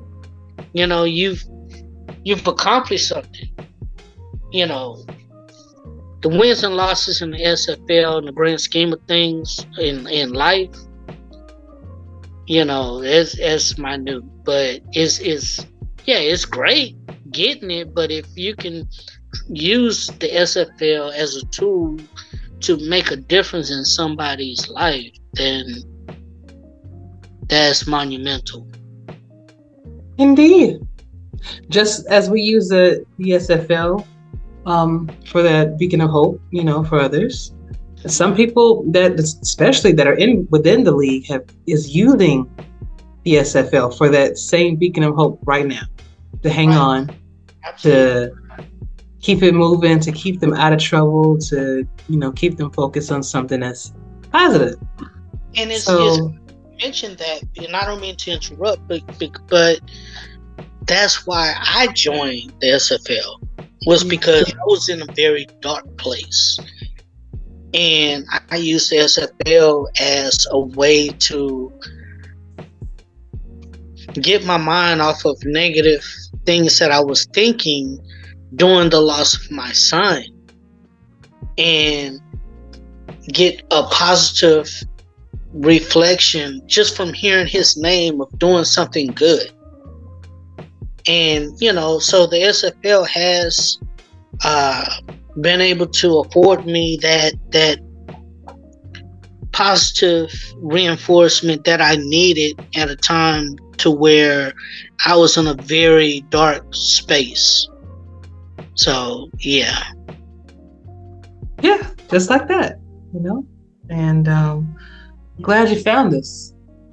Now, speaking, I promise you I'm not gonna hold you too long because I know it's getting late. But speaking of positives and negatives of the SFL, your next opponent is the London Knights, who had a lot to say. At least one person in particular, Mr.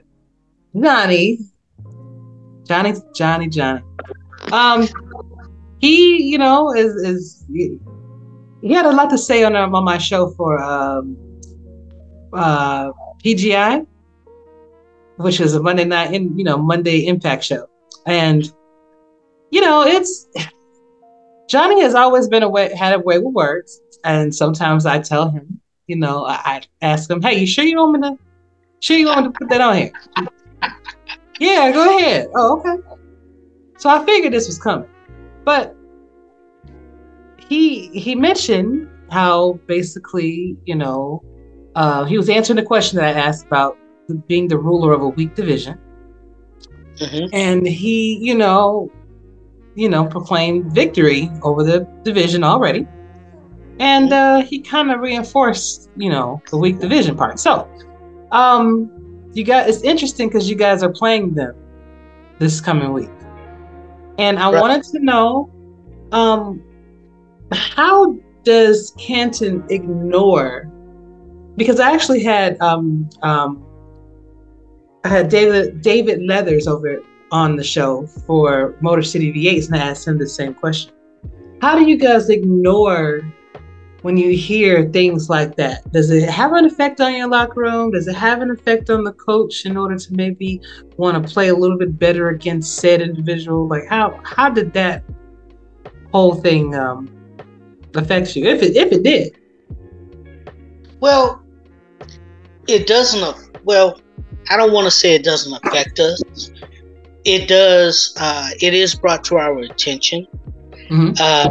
We may not talk as much as Johnny does, when it comes to smack talking or whatnot, but we do see it, we read it. And Johnny is someone I consider a friend. I met Johnny. I had the pleasure of meeting Johnny at the convention. Johnny and I have had multiple conversations over the phone, since the convention. So I really do consider Johnny a friend. But Johnny, yeah, you got us this year, this season. Hold on to that, brother, because it's not gonna last. We will, we will come out on top. In fact, I'm looking forward to coming out on top this weekend. You know, I challenge you. Come at me, man. Come at me. Come to my side. Challenge you. Yeah. So we already beat y'all once this season. So, you know, try your luck. Come at me. And next season, we're going to do it all over again. So as far as y'all ruling the North, man, you can go ahead and, you know, yeah, this season you got it. You got it. But next season going to be different. So this is a personal challenge. Come at me, Johnny. Yeah. Throw it over there on Lacey Island, anywhere in that vicinity, huh? Lacey Island. Come at me. Try it. You can even, run your running back to that side. I'm going to stop that too. So, do what y'all got to do. Game plan, how y'all got a game plan, but I'm challenging you. Come on my side. Ooh. In fact, SWAT, you know, we call our secondary SWAT. So I challenge you, not just come at me, go at Connor Darian, Bob Funk, Frank Bernstein, King Jamal. We got this. Just like we beat y'all early in the season, we're going to do it again. Well, challenge issue. I'm sure when he sees this, he's going to be like, okay, so this is going to be a game for me to watch. Definitely. So I definitely want to see how this is going to turn out, you know. But I did notice that, you know, even though it was a slow start, you know, but the will to win that you guys have is very strong. It's very dominant. And honestly, the games that you're not winning on the field, you're winning on off the field with the different sponsorships that you've gotten, the different, you know, how Canton helps the community, things of that nature. So, you know, you definitely make up for it in other ways. So this is going to be a game to watch, and I think this. Go ahead.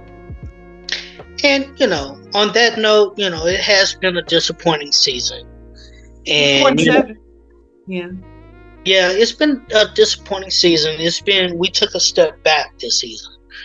But I have full confidence in our front office and our players. And I know we're gonna be back. You know, I love you, Johnny. You know, I joke with you, but we're gonna be back, and I'm predicting that we're gonna win the North next season. Okay. We know that's based off of the traction we've already made. Mm-hmm. And you know, you also have to take a look at, you know, player retention. You have to take a look at because if you can maintain, you know, a good core group of your players, then you definitely will be, you know, back at the top, you know. So I mean, and we're going to a whole new game. Speaking of which, before I get on to the fun questions, what are your thoughts on going to this new game? Do you think it's going to be worth a shot, you know, like looking at it, or do you think what are your thoughts on it? Well, to be honest, I really haven't focused much on a new game. I've placed, you know, all of my confidence in Michael, Cam Curtis. You know, Cam has been a integral part of transitioning our team to the new game. Yeah. But I have full confidence in those guys. The other guys in the front office.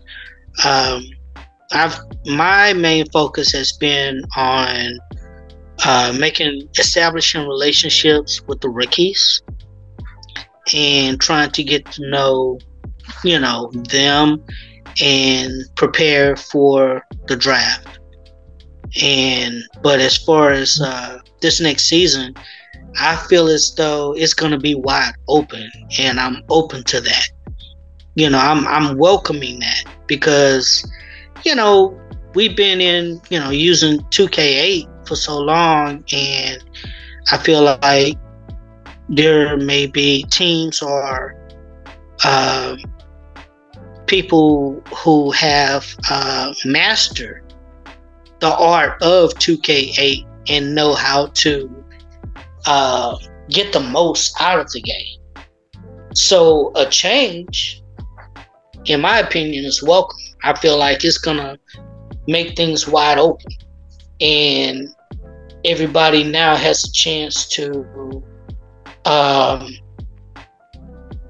start anew and let the chips fall where they may. From my understanding, the number of plays that are needing to be turned in on a weekly basis have increased or are gonna increase. So that means it's a much more higher emphasis on coaching. So, when Canton first joined the league, I kept hearing whenever it was decided that Twin Screw was going to be our coach, the narrative was, oh, it's a coaches league. It's a coaches league. And he, a whole bunch of negative stuff said about Twin Screw, which, I didn't appreciate, but it is what it is. Well, now is really going to be a coaches league. Oh, yeah. And we're going to see who has the gumption or the time or the everything that's needed to be successful to really coach a team to a title. So because the number of plays that are needed is jumping up, from my understanding, at least 75%. So it's going to be interesting. It's going to be interesting to see what the difference is when it comes to the top 5 teams this season and how things pan out next season. If anything, it's definitely all of that, but it's going to make, well, you have to put 230 plays in, from what I understand. So, Right. That's definitely going to give you different looks every game. That's going to give you more options to choose from, at least more options for the AI to choose from. And Right. It's going to be interesting to see how everything, shakes up. And if some of the top seeds that we have been seeing over the past few seasons, if they will continue to be that. So that's what I'm looking forward to seeing. Exactly, and that's my point. Mm-hmm. It's going to be interesting to see how everything pan out. So I have 3 really interesting questions for you. Okay. These are what I consider fun questions. And the only reason why I'm not giving you more is because, like I said, it is getting late. But you'll be on, I'm sure, many more times so I can ask you all the other 400 questions I got. Yes, ma'am. A genie grants you 3 wishes, but none of them can directly benefit you. What would those wishes be? Prosperity for my legacy, for my family, the people after me, my new grandbaby, prosperity for them.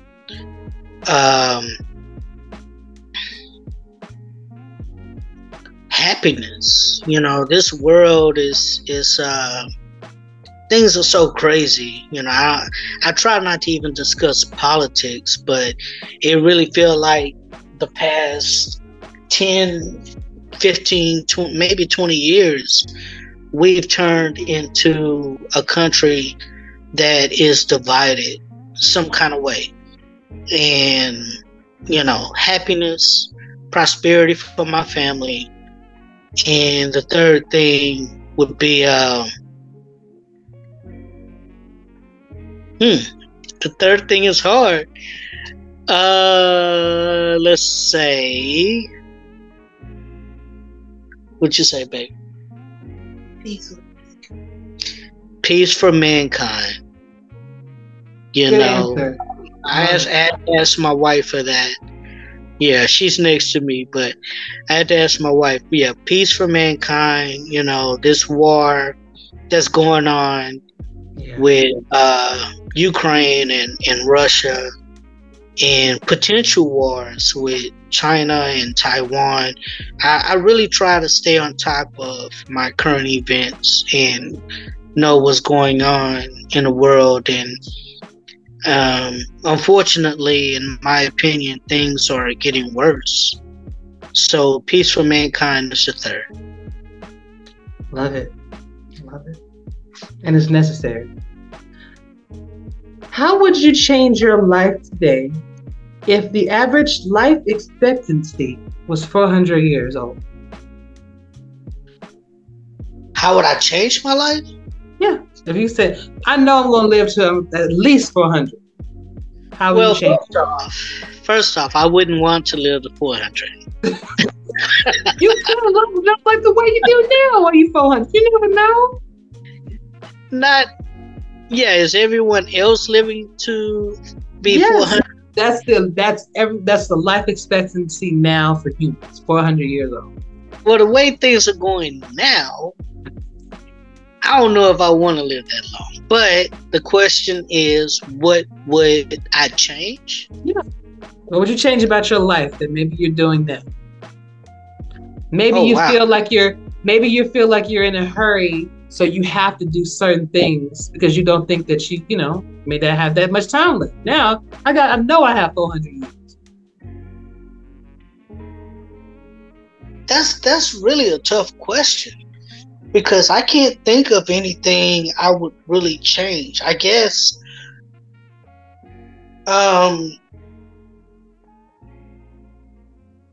maybe take more time for myself.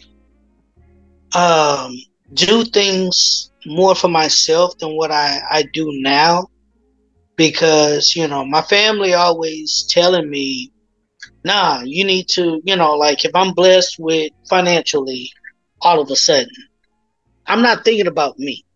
I'm thinking about helping out my family and doing things for them. So my wife is always like, nah, you need to do something for yourself. Use that for yourself. And I'm like, I'm good, So I don't know. I guess take more vacations or do more for myself. But if I'm living till 400 years, I'm going to eventually get to it anyway. So eventually. For me, when I thought about that question, I would say I would take the time out to learn every language. Every language I could. One goal that I've always had, especially before I had kids, I always said I want my kids to be bilingual. Yeah. And my kids in high school, they took, Spanish, but I guess because we didn't practice it together, and that's the same with me. When I was in high school, I took French and I took Spanish. 2 years of Spanish, but I didn't have anybody practicing it with me. So I understand phrases, I understand words, but I don't count myself as being fluent. But yeah, that's a good one. Okay. Last question for now. If you had the ability to explore either the ocean in depth or space in depth, which one would you do and why? I would do the ocean. I have a fascination with submarines. I don't know why. I have a fascination with submarines.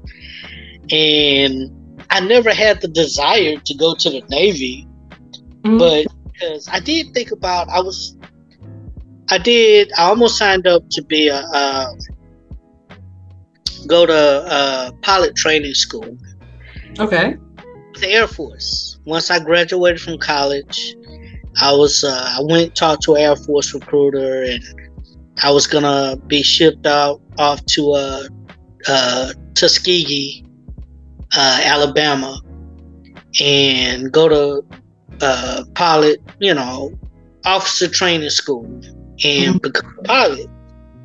But at the time, my current family situation, I was just having, my baby was Vivian, my daughter was just about to be born, and that was the reason I even thought about doing it.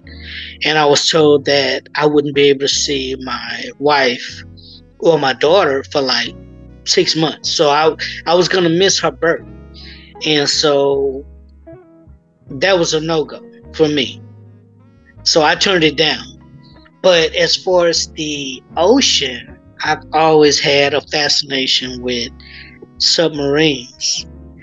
And we took a trip, went on a cruise 2 years ago to Cozumel. And we actually had a chance to go on a submarine tour. And that was so cool to me. And what was funny is, at the same time, my sister and my niece went snorkeling. And when we were on a submarine tour, we actually saw them.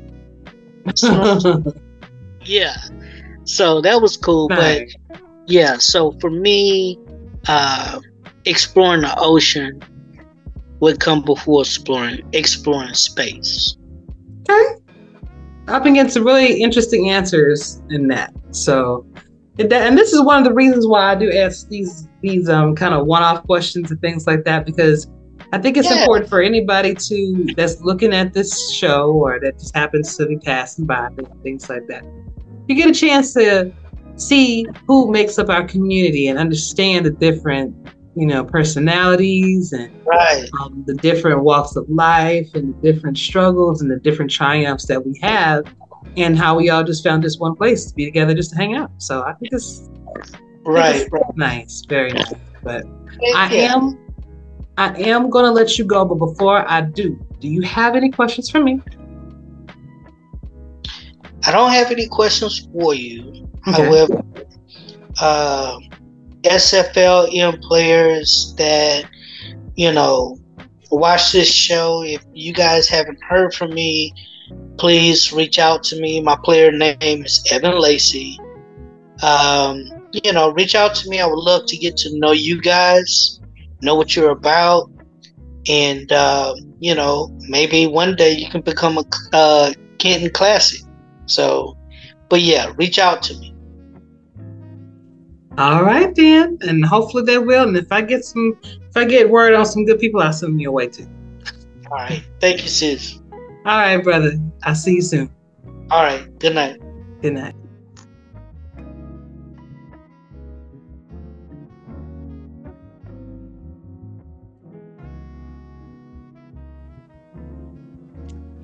All righty, we're back with my fourth and goal interview featuring a good friend of mine, Mr. Ramos Lynn. He is the co-owner of Mexico City Aztecs. How you doing? I'm good. I appreciate you, Ashley. Hey, man, I appreciate you making time. I hope you're well as well. Yeah, making it, one day at a time, brother. One day. There you go. But it's good to have you back on. It's been a minute. So since if people didn't get a chance to see our previous interviews, and you have been on here quite a few times, actually, but if somehow they missed it, give us an interesting fact about yourself before we get started. An interesting fact about myself? Yeah. Anything you want. Anything I want. Mm-hmm. I've played and I've been around this game, all pro football, before far long than half my age. So I'm 25. I've been around this, playing whatever, player versus player with some of the guys, TJ, whatever, for 15 out of those years. That's crazy. It's been a big part of my life, and I cannot believe it's gotten to this place. To be honest, it's still kind of weird. Indeed. And you've been around for a long time then. So if you have that much institutional knowledge, I should say, then you pretty much know the ins and outs of the game, or at least for the most part. Yeah, there's always things to learn for sure. And so it's one of the situations where you never stop just finding out new things. And going into the new era with a new game is going to be another process. Indeed. And I'm definitely going to ask you about that in a few minutes. But speaking, to your point that you were making about, being in the league for so long, how have you fared with life after Matt Wilson and Mike Dax being on your team? They've been such integral parts of Mexico City for a long time. Yeah, Matt was with me with this team for 6 calendar years. Obviously, our best seasons were with him, especially when we won the championship in season 9, and pretty much every season but one making the playoffs. It was just tremendous. And when Mike and obviously Jeffrey as well joined the team, the Dags, so I consider them all basically as one. Matt, Mike, and Jeffrey. They just brought a whole spark to the team, and I cannot thank them enough and be appreciative enough for what they've done for me, for the team, for everything. I mean, they've made this experience that much more special and enjoyable. Indeed. Jeffrey, you lost Jeffrey too. No, Jeffrey's still around. Jeffrey's still the free safety for us. Okay. Just making sure. Yeah, kick and punt return. No, but I mean, because again, I see those three. Even though Matt Wilson came in season 6, and then Mike Jeffrey came in later on, season 11, season 12, whatever have you. I see all of them as basically the same, kind of because obviously Matt and Mike best friends always, and Jeffrey's Mike's son and everything. It's just I don't know. And for me, the Aztecs, I mean, it's something that I'm very proud of. It's a big part of me, but I see them more as part of them as well, a huge part of them. Yeah. I always saw the Aztecs more of Matt's team than my team, because even though I created it, even though I had the vision for the logo and the colors and everything, the passion that he had for it, and how invested he was in it, I saw him way more of his team. It's his team. Him being the quarterback, the leader, the first user player. To me, it was his team. Okay. For a second, I was just thinking that did I miss some news or something? I had Jordan Sipe on here not too long ago. Oh yeah. And he gave you big praise, good kudos for the work that you've done, and so did I. The work that you've done with his player, and how you've made him seemingly more effective as a player, being in Mexico City. And now that you mention it, I mean, you've been in the league for a while. You've been dealing with this game for 15 years, over 15 years. So it makes sense. 07. Right. It makes sense. But he's really happy being with you guys. When I talked to him off camera, he was really happy. And we were very happy to have him. Of course, we talked to him in the off season. We talked to different quarterbacks, rookies, veterans. We talked to a lot of people, and a lot of people were great. We were very impressed, Mike and myself, of what we heard about Jordan, and he had already those roots from the Jacksonville Kings. He was a really good presence in the chat and in the locker rooms and all that good stuff. So, we added him, and it was a great decision for us. Indeed. Looking at got your, wins and losses. You got now. Is this actually updated? Before I say this, is it 7-4? 7-4. Okay, so that means you're number 10 seed right now. Well, you're number 10 in the league. Number 2 in your division. Now, South Division has always been very competitive. Yeah. So you guys are in a tough division. The South has always been very competitive, ever since it was put together, especially this season. So we had the Alamo Artillery on. We had Bo Martin Jr., Gunny, and we had Rain. Rain says that they're the king of the South. Straight up. Houston, Demond said, no, we're the king of the South. So tell me, Ramos, who is the king of the South?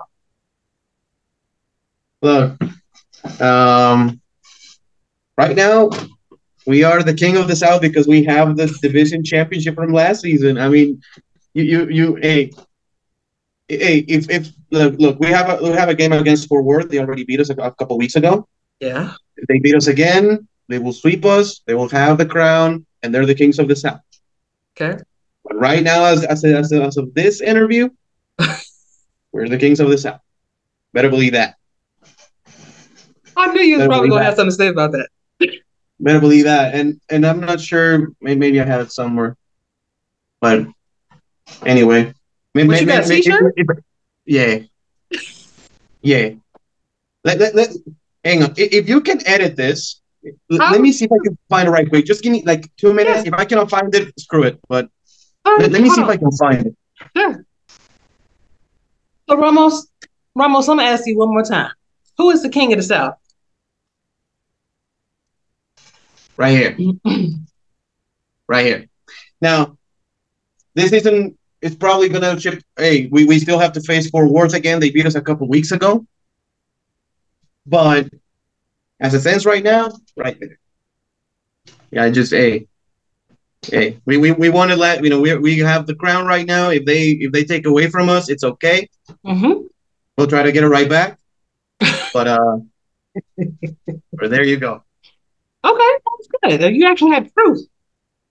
Because people can say, you can say what you want, but when you had a proof, what can you do? Yeah. But you're right. Fort Worth has been a different team this season. A lot of teams, I think, have been playing a lot differently, a lot better. Perhaps it's the team builds meshing together. Perhaps it's the progressions finally kicking in. Right. But Fort Worth is definitely one of those teams that I have seen get miles better. Even with your other two divisional rivals, with Demond, and they went on a losing streak, and all of a sudden they're on a win streak. So yeah, for sure, they're definitely turning things around. So yeah, they're very good. They're very good. I mean, Fort Worth has always been a team that's been very good, and I have a lot of respect for. They've had a couple of seasons where they try. It looks like they try different things. Maybe it doesn't work to their benefit, but I always respect a team that is willing to go above and beyond, try different things, even if it doesn't work, or if it works kind of sparingly and mixed. It's something that I do quite respect quite a bit. And with Houston, just have a ton of respect also for Demond and company. I mean, it's they made a habit of like probably starting off not in the best of ways, but they finished a signature of them. And with Alamo City, with the artillery, they are a very good football team as well that have a lot of talent. So yeah, good stuff, man. So I want to make sure I got this right before I finish this question. But you did testing for the new game, right? Yes. Okay. So because you have been testing the game, what is your opinion as of right now? Now, I do understand that you guys are still testing things. I do understand that there's still things, works in progress right now. But as it stands, what are your true thoughts about the game that we're going to be moving to 4K23? I think it's a good move. I think it's a right move, and I think it's a necessary move. The game, eye-wise, how it looks, it doesn't look sometimes as pretty as 2K8 because it's a different generation, and it's gonna be obvious. It's PlayStation 2 to PlayStation 3 or 360. That's a kind of quite a big like generational gap from a standpoint of view, right? PlayStation 4 to PlayStation 5 is not that big of a deal. You look games at PlayStation 4, you look at some PlayStation 5, they kind of look the same. But PlayStation 2, PlayStation 3, they don't. So I get that. But as far as gameplay is concerned, as far as how you can customize things, the coaching standpoint from it, being able to have the situation mode, pretty much everything. I really love this move for the league. You have way more formations, way more plays. I think as great as product we have in All Pro here with the SFL, and it's been great for a number of years. I think that at points, and I talked it over with another person. At points, it has become a little bit stale. In the point, and when I say that is like everybody's running kind of like the same plays. That a team is gonna go in like gun straight, and it's either all slants or 50x8 posts. There's no variation from that.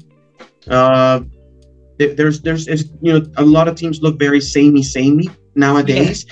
It didn't used to be that way. I remember many seasons ago it wasn't really that way, but nowadays a lot of teams look very much like a copy of the other. Right now they're not as successful because they do have a little bit of kink here or there. There's a little bit different, kind of like their own signature. Maybe some players are not as progressed as others, so like there's variation. Of course, like you still have teams that go on 8-game winning streaks. There are teams that go into 7-8 game losing streaks. I'm not saying every team is the exact same in every single sense, but they look very samey. They look like, okay, you just are copying here, and this team is also copying here, and there. And so it looks kind of like homogeneous to a point. And I think that going into this game, going to 2K4, I'm not saying it's going to be every single team is going to be just wildly different from another one, because you're going to be looking at tape and be like, oh, let me steal that play. Let me get that play. Yes, sure. But there's so many plays, and you have to put so many plays in your playbook to where you will not be able to do so and expect good results. You'll have to do your own thing. The way we're going to construct the cap, no more abilities, for example. The way we're going to do things, you'll have to choose what you're going to have and what you're not going to have. And it's going to be different from team to team. There's going to be teams that we like to run 2 running backs in our team. Maybe we spend kind of balanced between both of them. But there's going to be another team that is going to spend the kitchen sink at 1 running back. And there's teams that are going to just have kind of like an okay running back, but incredible receivers. So you cannot have everything. Like right now in All Pro, you can have everything. You can have 20 goal players, and every goal player has 4 or 5 abilities. Everybody, right, with enough progression. And the way it's going to be in this one is it's not going to be the same. So I think it's going to be different. I think it's needed. I think it's going to be more unique, and I'm very excited for it. We've done the simulations and the scrimmages with Cam, and it's been very fun. It's been very fun to broadcast. It's been very fun to watch. Right. I've been enjoying watching them. Whenever I'm off work, time to be able to actually catch them and not dealing with the little ones. But yeah, I've been actually enjoying the customizations of the new stadiums and different uniforms and how everyone is utilizing everything they have. And since some teams are actually sponsored, they're starting to use their logos and stuff actually in their stadiums. So that's also another aspect that I really enjoy seeing. But the league has always been evolutionary in meaning using different games to try to gain what we need, right? Because hasn't it been like 3 other games prior to 2K8? Yeah, I think the first iteration tried to use Backbreaker, then NCAA 14. And then it's been All Pro football for the better part of a decade. So, but and it's been great. All Pro has served us great for 10 plus calendar years. It's been an awesome thing to have experienced, but I think that eventually you have to move and turn the page. And that doesn't mean, in going to 2K4, a lot of people are going to say, well, we're taking a step backwards. Well, not necessarily. Let's just say All-Pro 2K8 to Madden 23 is not a step forward, even though the game is like 15 years newer. 2K8 is still much better than Madden. So because it's a little bit older, that doesn't mean it's worse or better or anything. It's just different, but it's the kind of different that we, I think, need right now in this era of the simulation football league, with a lot of new guys coming into the league. The fact that you can have a whole lot more like roster spots. It's going to be easier for everybody. And different things, right? Like I've said about how many, having a lot of players with 4 or 5 abilities kind of breaks the game a little bit, kind of makes it look a little bit weird. Here in 2K4, you're not going to have those abilities. You're still going to have great players, of course. Like, you're still going to have those running backs that can go for 200 yards in a game if the play calling is right. Right? So it'll be vital. Exactly. And I think it's going to be focused more on the coaches and on the strategy rather than I have this 140 value running back that can just run over everybody, right?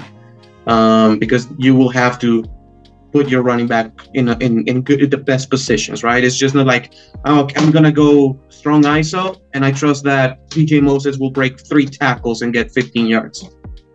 That's maybe not gonna work this time in this game. You'll have to be more creative with your things.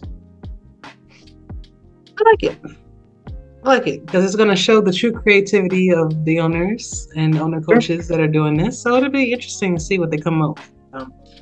So Ramos, before I move on to a couple of fun questions before I let you go, why don't you have a player in the league? Or do you have one and I'm missing? I don't have one. I used to. I've had 3 players. The first one was Joe Lynn. He was playing for the Baltimore Crabs way back in the day, right? Back in season 3, season 4, right? And then when I got my own team, the Santa Fe Gorillas, I came, put my player in my team, right? And then I retired the player, created a new one. I created Han Tayumi for a couple of seasons. I remember. Okay. Han Tayumi. And, yeah, I remember how things. Yeah, and an offensive lineman, Stu McKenzie, when it was like the owner O-line player. I had it for a couple of seasons. So I've had those. But to answer your question, the reason why is because I'm an owner, I'm a coach, I'm a coordinator. I don't need a player, and I rather give that spot of a corner to a guy like Liam Ryan, Gerard Brody, Jermaine Menefield. I'd rather give it to John T. Jordan. Like, I don't need a player. I really don't need a player. Was your players any good? I will say Han Tayumi was better than Joe Lynn, and Han Tayumi, I will say, was a pretty good corner. I think he made the All-Star game once. So okay. I think that accounts for something. It does. One time. pretty decent play. Love it. Couple fun questions for you now. If you could change places with anyone in the world right this second, who would it be and why?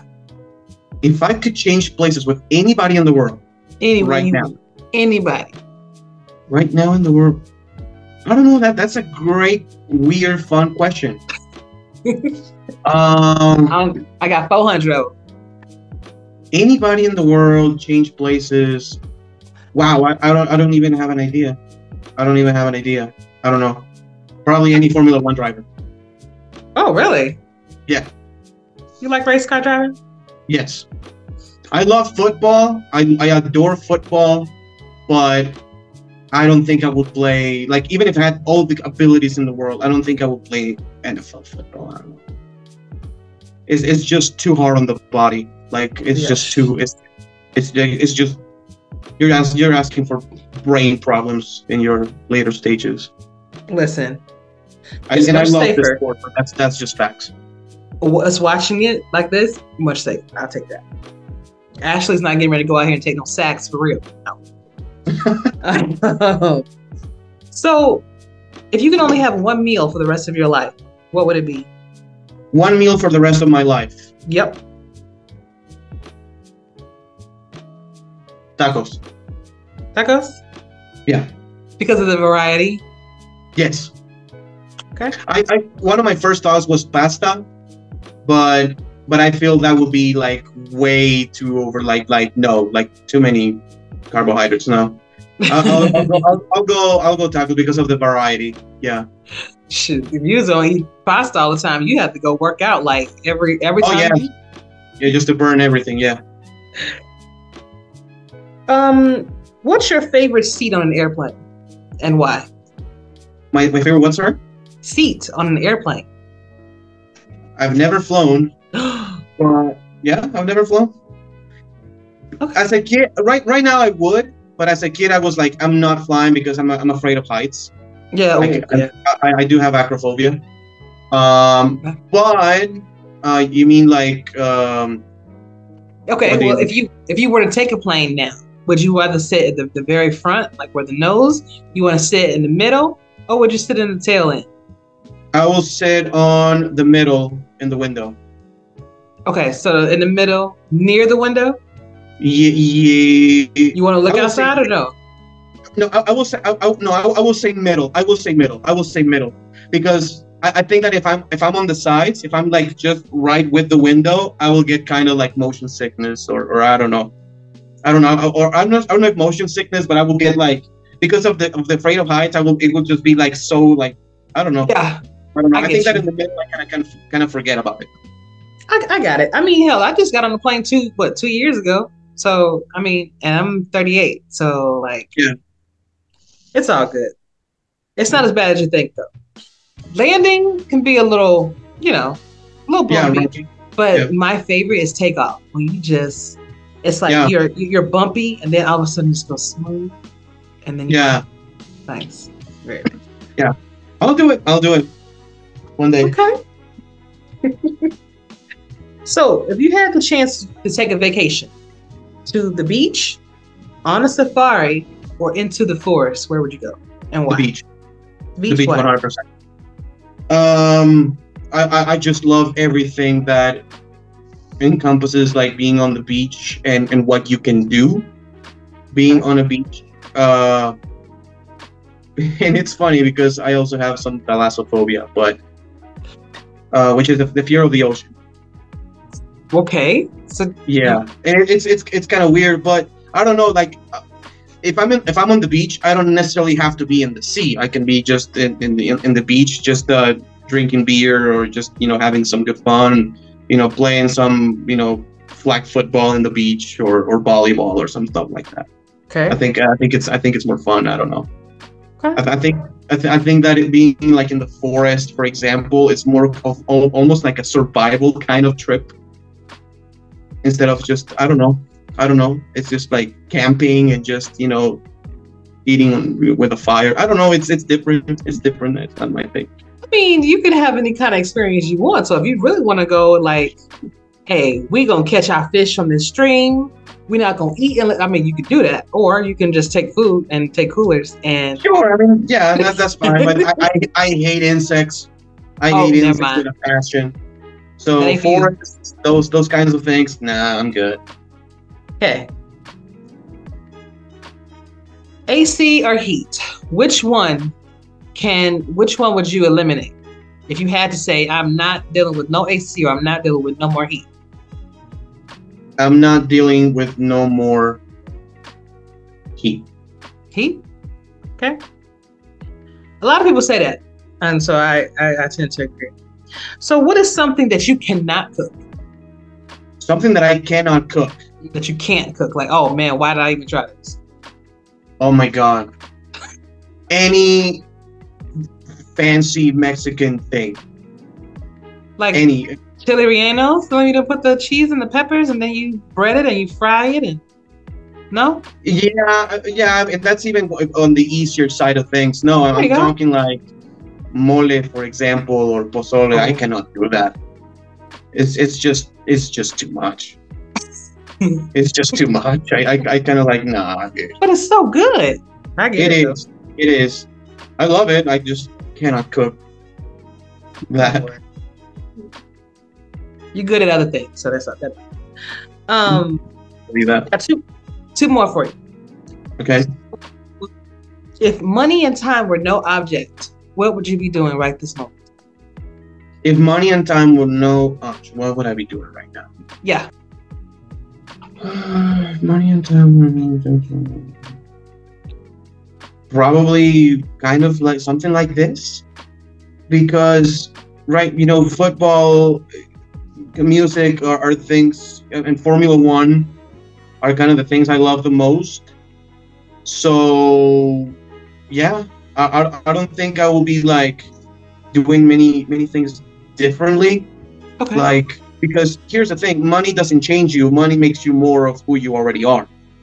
That's my way of looking at things. Right? So it's not like if I have money now, I will have this and I will have that. Maybe not. Maybe I will have more things that I like. Yes, I will buy more records. I will probably buy more, I don't know, a better gaming PC. I don't know. Like because yeah, I'm not into, like, I don't know. I don't think my life would change. I'm going like, oh, I'll be traveling all over. I will be in Paris. Nah, I don't know. Okay, that's fair. That you're actually, I think, the second person that said that. You'd probably be doing just what you're doing right now. So that's good. To each his own. Last question. If you could explore space in depth or the ocean in depth, I kind of figured, well, this is interesting. Which one would you do? Yeah, space. 100%. 100%. And here's the reason why. I have so many phobias, it's not even funny. My biggest phobia is submechanophobia. Look it up. Submechanophobia. Okay. Submechanophobia. Of suffocating? No. Okay. Submechanophobia is man-made objects underwater. Oh, okay. A sunken ship, a sunken airplane, kind of like submarines. I cannot deal with that. Interesting. I cannot. Yeah, even in pictures, like looking at pictures is like, nah. Like pictures of the Titanic, nah. Wow, you learn something new every day. I didn't even know that was a thing. Yeah, I didn't know either until like maybe a year ago, because I always, it's one of those things that I always knew I had it, but I didn't know it was an actual thing with a name. Right, like ever since I was a kid, like looking at stuff like underwater, like always gave me like, I don't know, the heebie-jeebies, like, yes. Like, oh my god, it's like, oh. But I didn't know it was a thing. I just thought it was kind of weird for some reason. But then I found out that it actually was kind of a thing. And yeah. Okay. Well, space it is.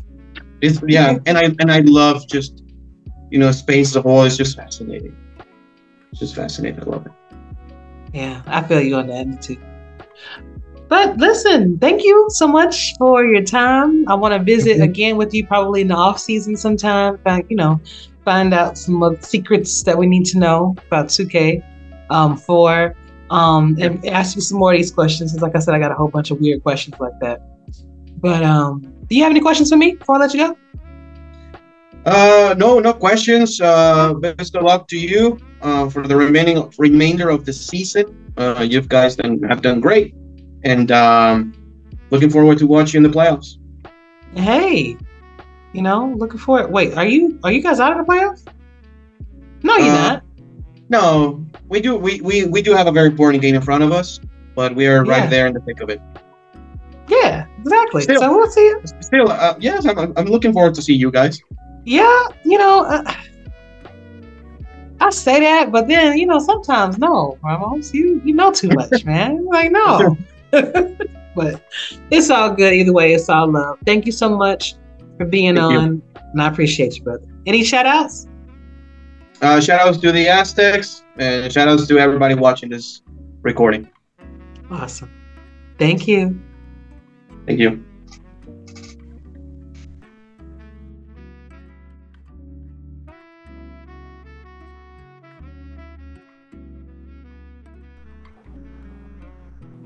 All right, SFL Nation, welcome back to my fourth and gold interview featuring a newfound friend of mine, Mr. DJ Woods, known as the Myth. He is, what position are you going to be playing on Madison? Linebacker. Okay. He is a linebacker for the Madison Lynks, but he is also statisticians for the Atlanta Swarm. So, how you doing, man? I'm doing great. Hey, good to hear. I'm glad to have you on. You know, I see you in chat all the time. I think you're probably one of the most active rookies that we have. I see you everywhere. So, it's all good. That's all good, man. So, since it is your first time on the show, give us a little bit of perspective on you. So, what is your hometown? An interesting fact about yourself and your favorite NFL team. You can give me your age if you want to. That's okay. All right. Well, I'm DJ Woods, and I'm 23 years old. Okay. I live in Georgia, well, 1 hour south from Atlanta. And interesting fact, I used to play as a defensive tackle in middle school. And my favorite team is the New Orleans Saints. Oh, God. Wait a minute. Wait a minute.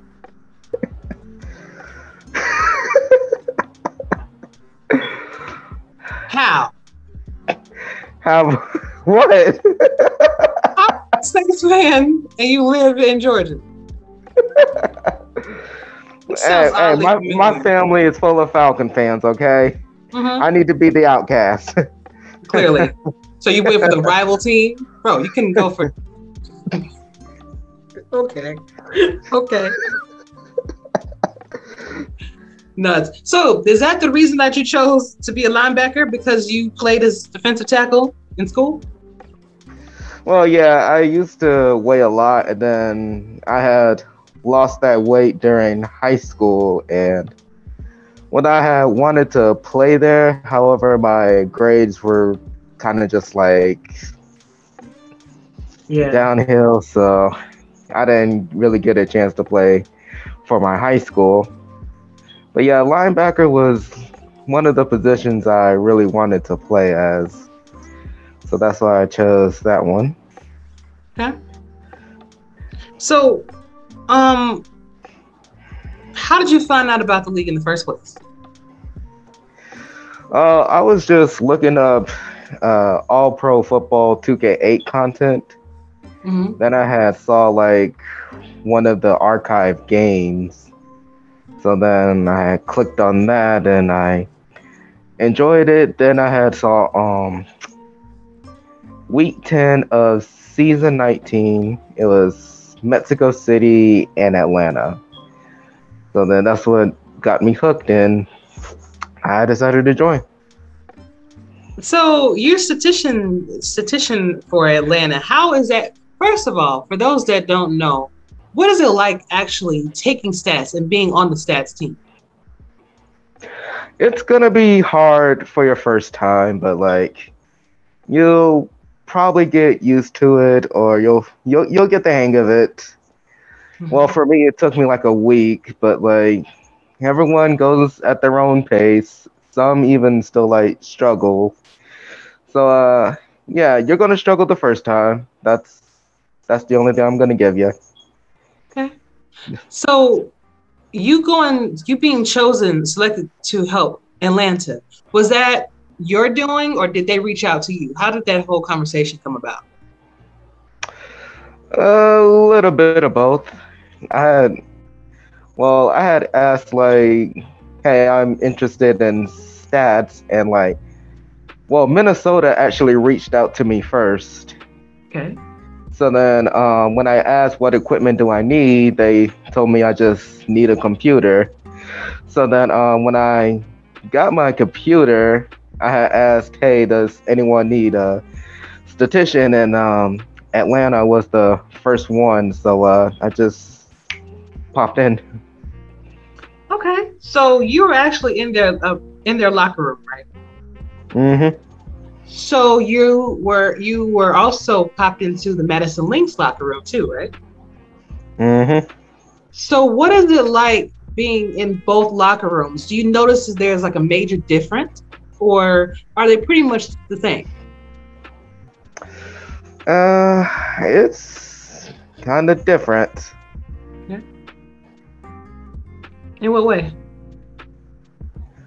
Well, for like, because in Atlanta, there's also like the training, the scouting on that side, as compared to like Madison, it's just like us players and the coordinators and the head coach. So like that's one major difference I noticed. Huh? Gotcha. Now, does your player name and or your player number have significant meaning to it? Nope. Okay. That's what it was, huh? Yeah. Okay, gotcha. So you're already working as a statistician. Do you foresee yourself helping out in any other aspect in the league, or maybe with your team? You want to do like some social media, or do you want to do like well, for your future team, I should say, you want to do some beat writing, or maybe be a broadcaster at some point? I think I'm gonna stick to statistician for now. Sounds good. Enjoy yourself. What type of personality will you bring to someone's locker room? I'm gonna have to say humor and a bit of leadership if needed, but mostly humor. I like that. A lot of people like that. And this is kind of a one I'm throwing at you. How do you handle adversity and trash talk when it happens? Well, I typically just like ignore it until like it comes to like, hold on, hold on, I'm trying to explain it. It's fine. Take your time, though. Okay.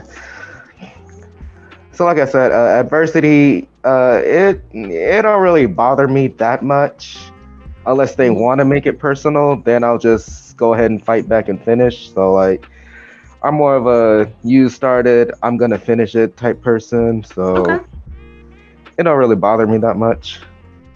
Good, because people gonna talk anywhere you go. So good to have thick skin. How will your player build, the way you built your linebacker, benefit your team? I was hoping for like the modern day linebacker. Like these days, they're more like a hybrid of safety and linebacker. So that was the goal I was trying to make for my player as well. Okay. Speaking of your player, when it comes to player progressions, are you going to work with your coach? Or are you going to kind of do your own thing, or is it going to be a kind of a collaborative effort between both of you? It's gonna be a bit of all three. Okay.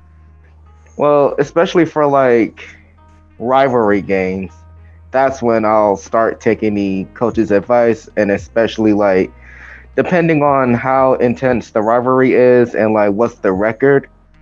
So like if it's a very intense rivalry and we're actually on the losing side or have a losing record against that said team, then I can go ahead and ask for the coach's advice, since they should probably know them at the back of their hand by now. So like that's, but other than that, I wouldn't mind doing a little collaboration or just do my own thing. Okay. As long as it's all good for the team, I got you. Mm-hmm. So after the SFLm season is over with, you have the rookie draft. Now it's going to be a phenomenal time for everybody. But I want to know from you, what are you looking forward to the most during the draft? I'm just looking for that team to take them to the championship. Okay. Nothing more, nothing less. Okay. Team that's going to take you to the championship. I like it. What are your expectations from your coach and your fellow teammates? Just that we like I said, collaboration Yeah. and synergize with the team. So like there's not like too much of like not all of us gonna be pass rushing. Like some of us can do pass coverage or run stopping. So it's just trying to find a little balance. So it's not like not everyone's doing one job. Sounds good. Sounds good. If you could have dinner with one person, oh, I can hear feedback. Do me a favor, when I'm talking, mute your mic so I won't hear myself. Okay. Okay, that's it.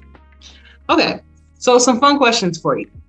If you could have dinner with anyone that's dead or alive, famous or not, who would it be and why?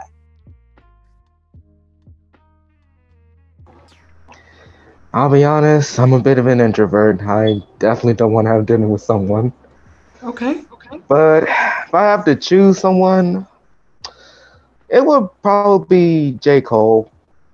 Cause like, I used to like my mental health was just like terrible at one point, but like after like listening to some of his music, I just like I wouldn't say it got me back on the right track. I want to say it made me feel better, but it just like got me on the right track. So I would like to have dinner with J. Cole and personally tell him thank you. I'm sure he would love to hear that too. I'm sure artists don't hear things like that too often. So, name 2 people in your life that inspire you positively.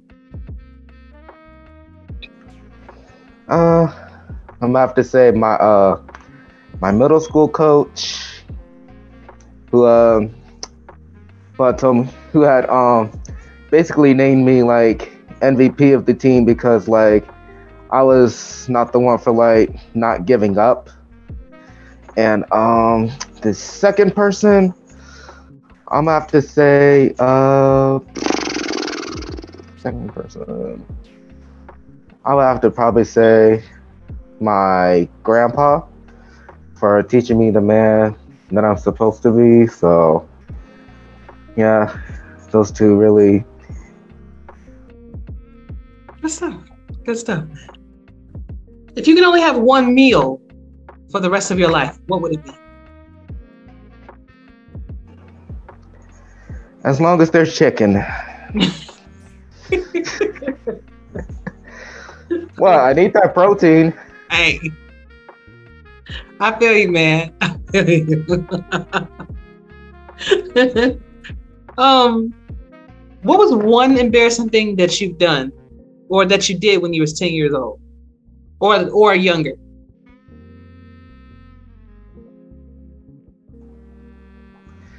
I'll be honest, I am trying so hard to forget it. Let's see, one embarrassing thing that happened. I think it was that time I had darn. Oh, I don't want to remember.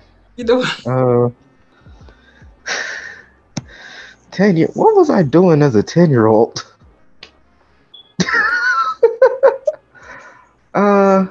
I mean, you did say 10 or younger. So if you remember something when you were 6, that was kind of crazy. Oh yeah. I had cursed. Oh yeah, that time I had cursed in public. Oh God. Your mom wasn't there, was she? Dad.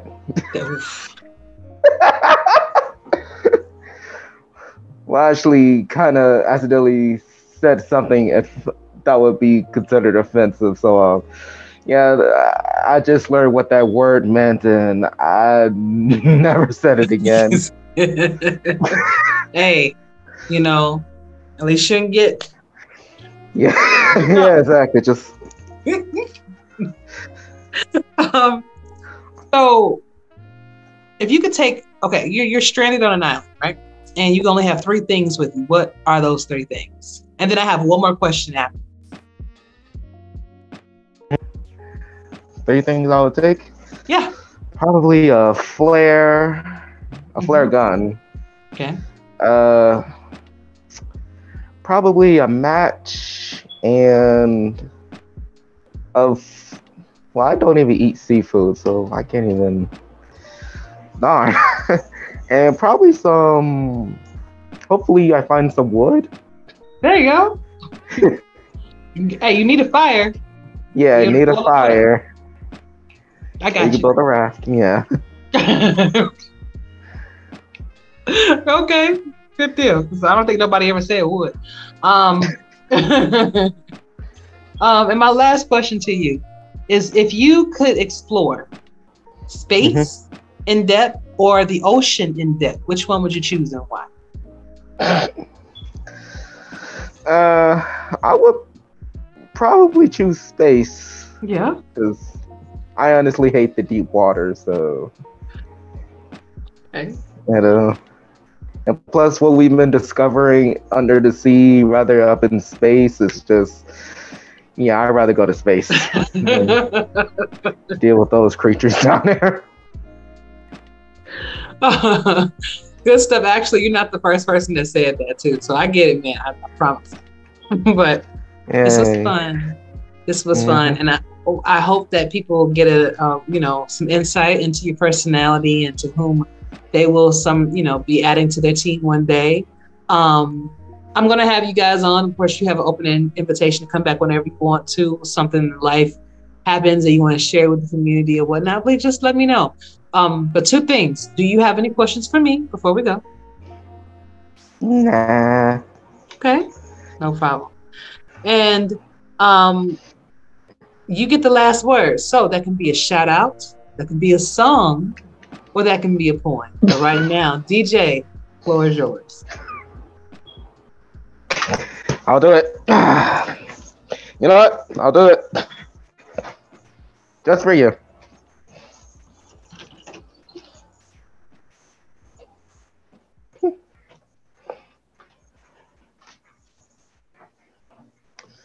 Let's see if I can get enough light. Okay.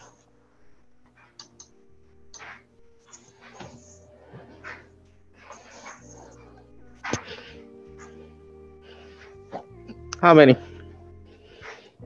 Well, how many did you pick? Bro, I did 30.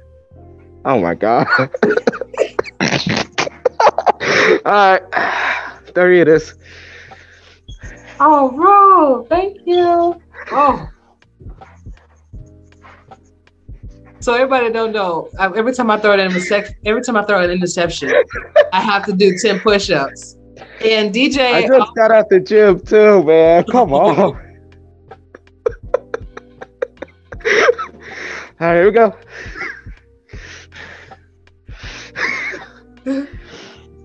See? Oh, I can't get down. I can't even get down.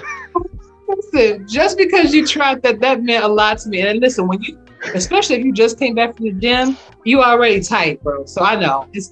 Yeah. Just to see how many was that? 3? Yeah, that was 3. Okay.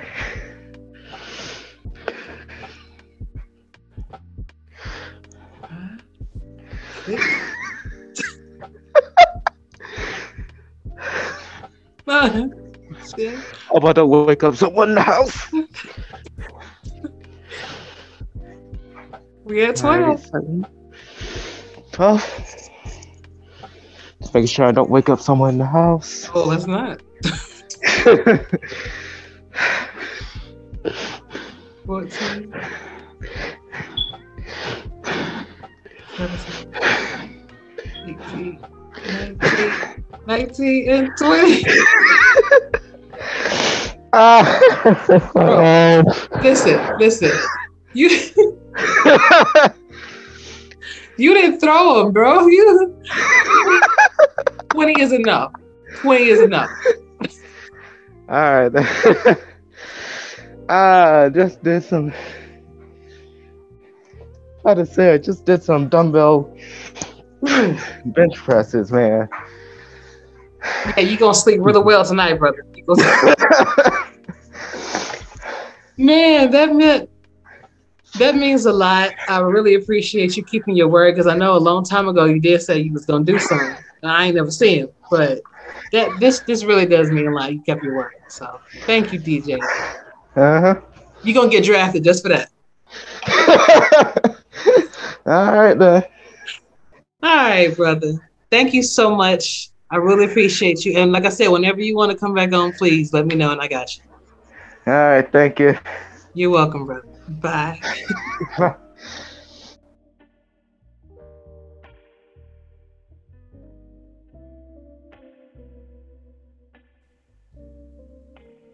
Welcome back, SFL Nation, to my fourth and goal of interview featuring a newfound friend of mine, Mr.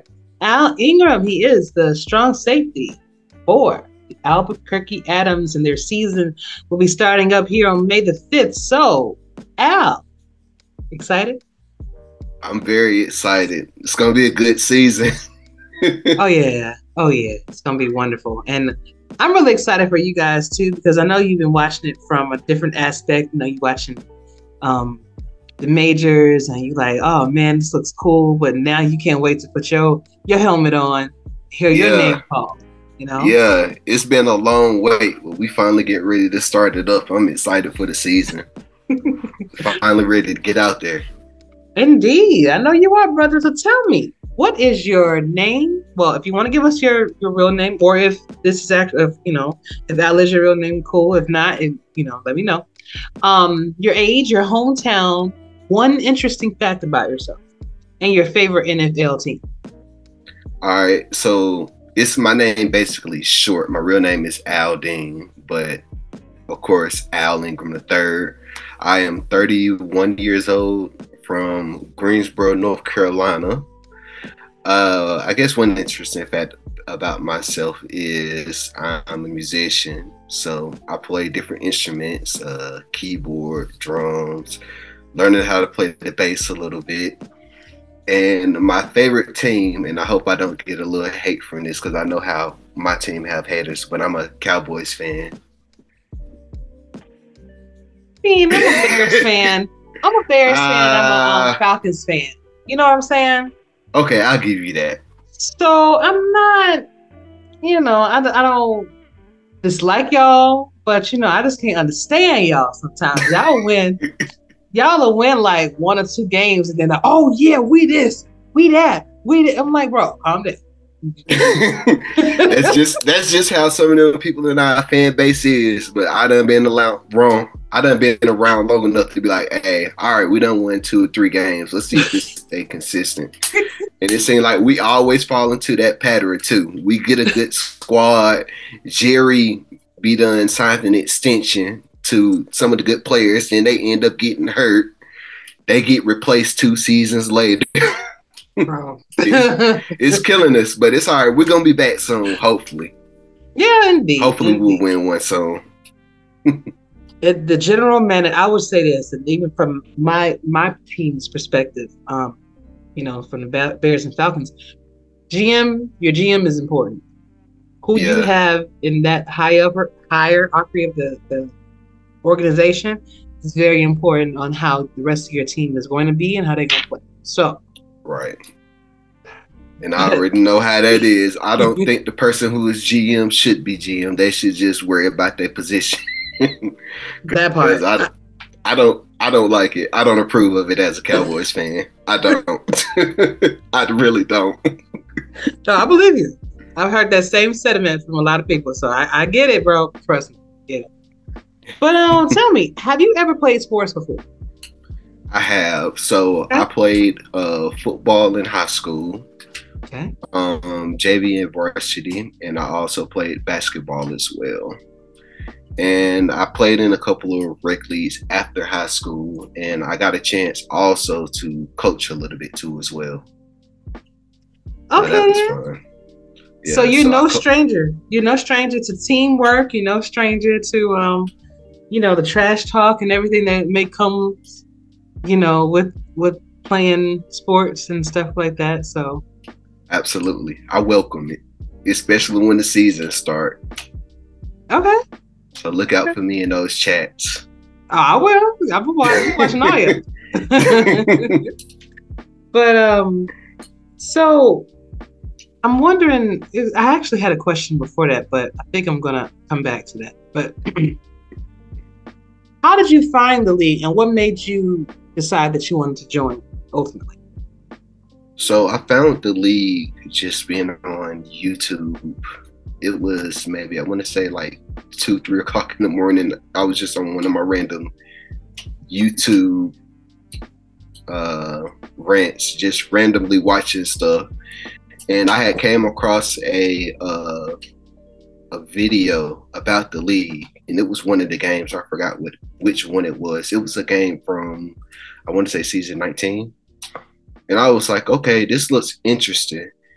And then I thought about it. I was like, wait, I've seen this league before, but I just didn't, think of nothing of it. So I went on the website and did some research about the league. And I was like, hey, this is something I want to be a part of. So I literally registered for the league at like 3 o'clock that morning. And that was that. I was ready to try it, and I went on ahead and went for it. So here I am. I'm glad you made it, man. I'm glad you made it. Now, how easy was that process of you actually joining the league and then ultimately creating a player and all of that? It was very easy. Just from the Discord down to actually creating the player. The league made it real easy to do that. And if I needed help with anything, especially when I got chosen to my team, I had teammates who were there who would help assist me in whatever I needed to learn, anything. So it was a very easy process. Well, that's always good to hear. And the Atoms, you got put on a really good team. They've won a few championships and everything. So, I see. I'm trying to add another one with them this year. I know that's right, man. But what made you decide on the player position that you chose? Like, was it a situation to where that was all that was offered to you, or is this specific to you? And did you model your player after? I modeled my player actually, and this is gonna be funny coming from a Cowboys fan. I did it after Brian Dawkins when he played for the Eagles. So his height, weight, everything, that's basically who my player is modeled after. And I basically chose strong safety too, because that was the position I played when I played in high school too.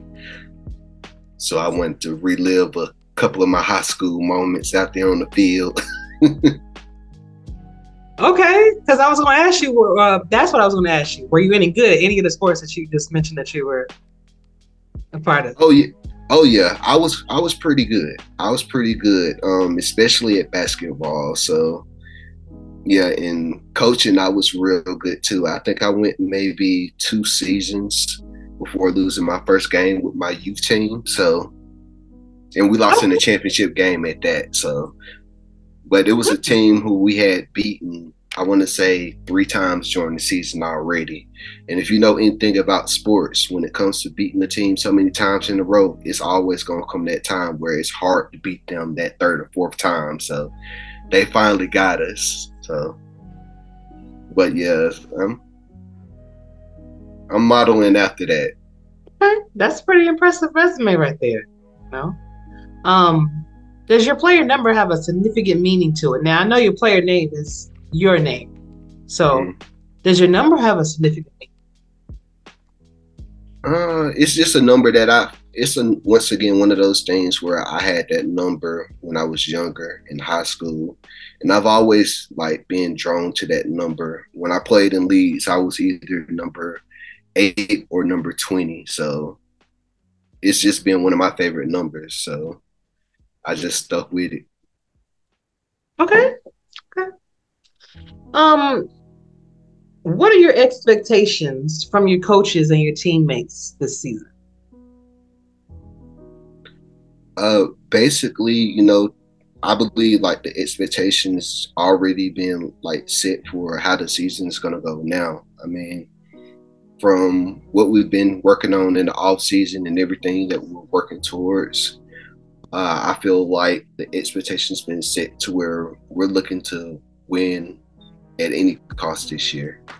And so hopefully, you know, we keep that mentality and the season goes well for us. Okay. We're looking forward to them. Like I said, I've been watching those minor league games. So, especially when you come on my show talking about what you're going to do. Okay, I'm going to make sure you do it. What type of personality will you bring to someone's locker room? I'm a very fun guy.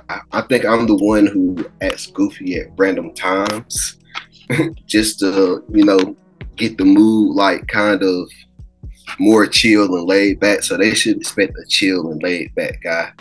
But when it comes to game day, you know, I'll be ready to do what I have to do to help the team win.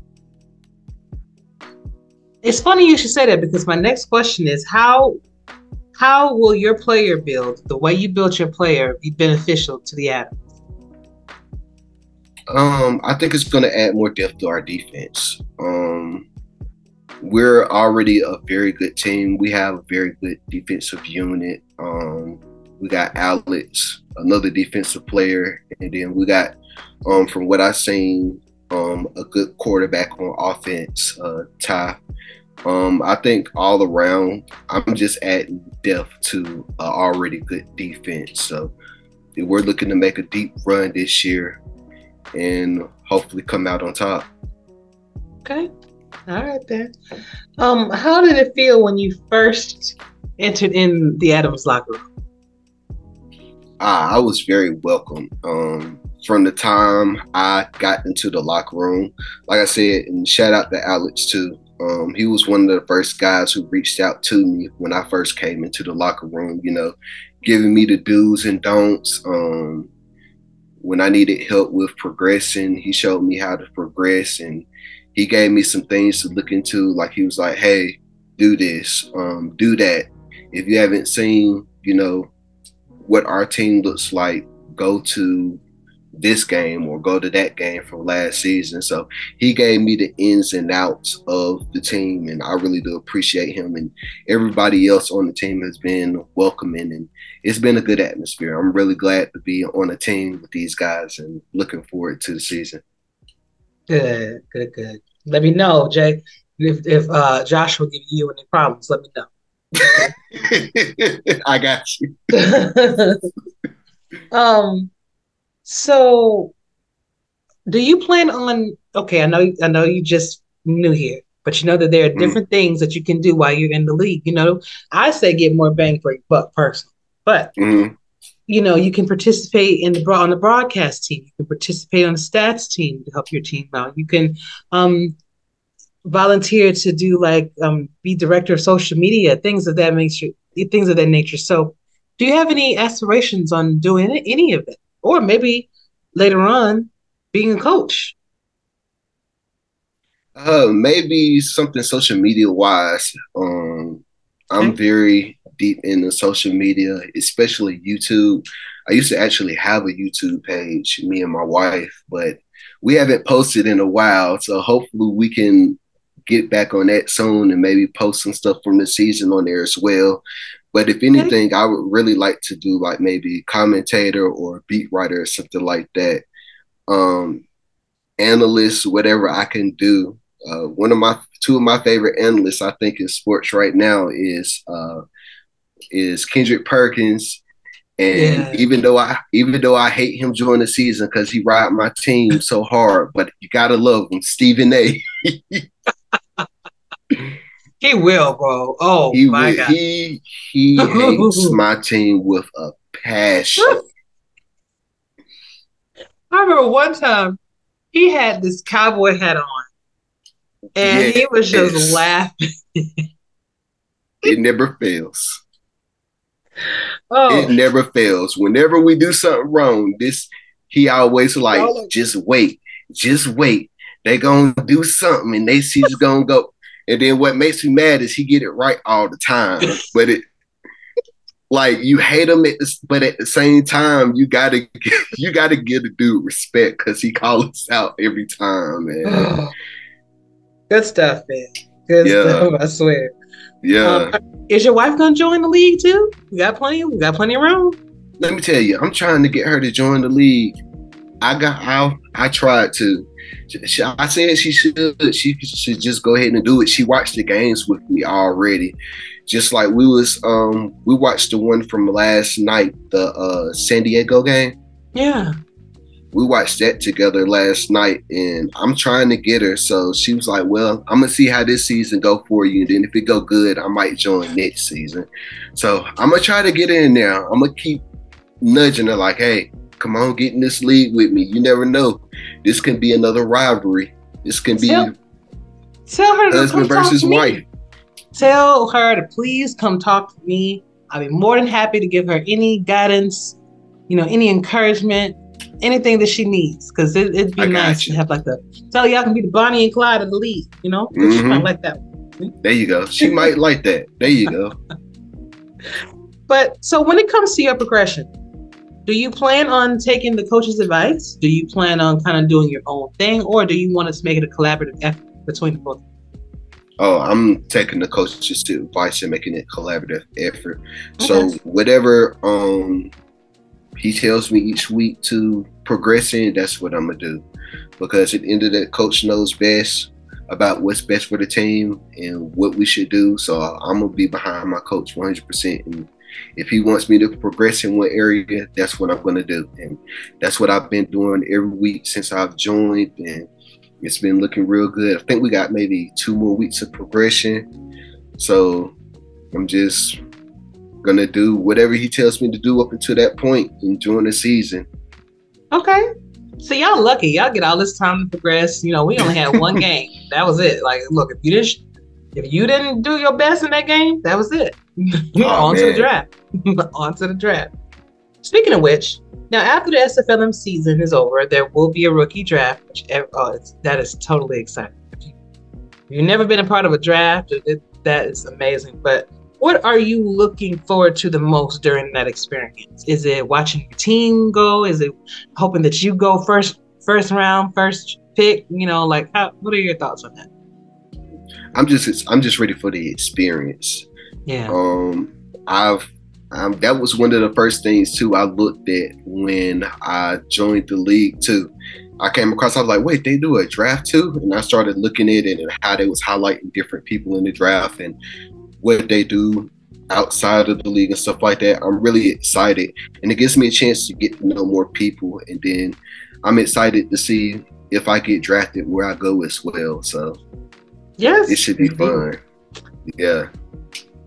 All right. So what are you looking forward to the most about being in the majors when that time comes?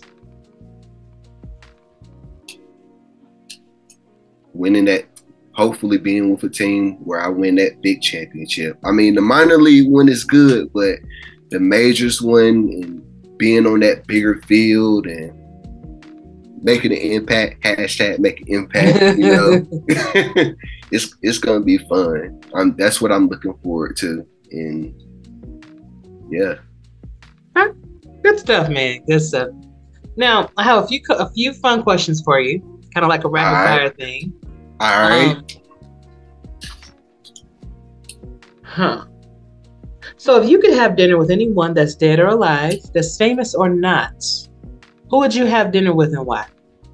Oh, that's easy. I already told you I'm a music person, so I think I'm gonna have dinner with Michael Jackson. Yeah, bro. There we go. That's it right there. I gotta have dinner with Michael Jackson. That's like one of the greatest of all time. If I could even if it's just a 30-minute dinner, just let me pick your brain. Like, how did you do this? What was you thinking of musically when it came to this? How did you make this song like this? How did you make that song like this? Michael Jackson is one of the greatest musicians and singers of all time, man. I would just love to pick his brain and just get his creative process. And even deeper than that, he was the greatest businessman. Yes. That a lot of people don't know. That man had a lot of stuff. Oh yeah, he did. Anytime you can buy the Beatles, the whole Beatles, what was it? Their masters? Their masters. Yeah. Okay, right. Yeah. So, you better the man knew how to do business. Indeed. But then when you've been in the business for like since you were like 5 years old, Yeah. you know, you're bound to pick up some things. Then you work with great artists like Stevie Wonder and Quincy Jones, and you know, man, I'm telling you, great stuff. If I can, I have all them at just one table. Him, Ray Charles, everybody. Yeah. Yeah. Good stuff, man. So name 2 people in your life that inspired you positively and why.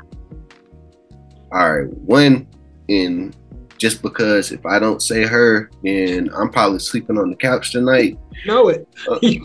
I'm gonna have to say my wife.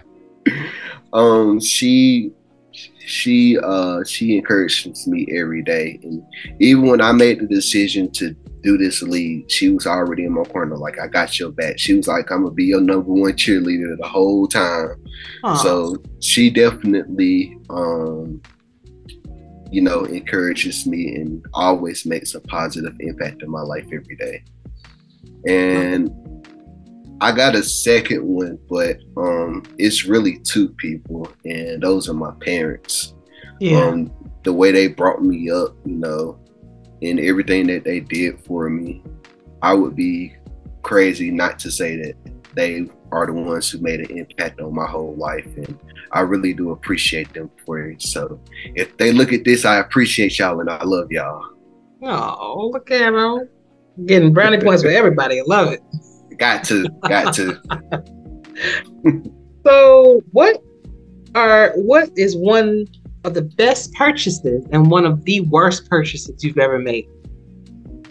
Whew. See, that's the tough one right there. Yeah, kind of threw that one in. Sorry, I told you it was going to change. Yeah, you told me. You warned me. All right, I got to say one of the best purchases that I made was... I purchased so much stuff. That's my problem.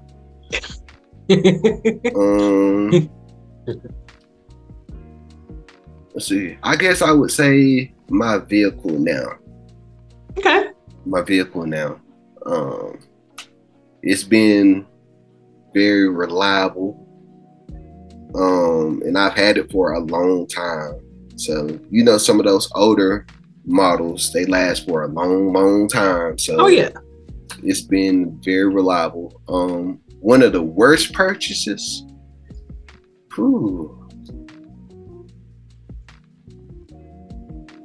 that's a tough one. Oh, I know what it was. I got in trouble a while back with my wife because I had bought a big TV when we moved without telling her. So she showed up like, "What is this?" I was like, TV. And her whole face just changed. I already knew I was in trouble. So I think that was the worst thing I done purchased lately. Oh, gotta be careful with that one, man. I gotta be careful. Take it back. Now, after a little convincing, you know, a couple of Jedi mind tricks, you know. Now. Awesome, man. So if you can go back in time and make little changes in your childhood, right? What is one thing you would learn and master over the years so that you would be an expert at it today? I think I kind of have a feeling, but I want you to say it. One thing that I would master. Yeah.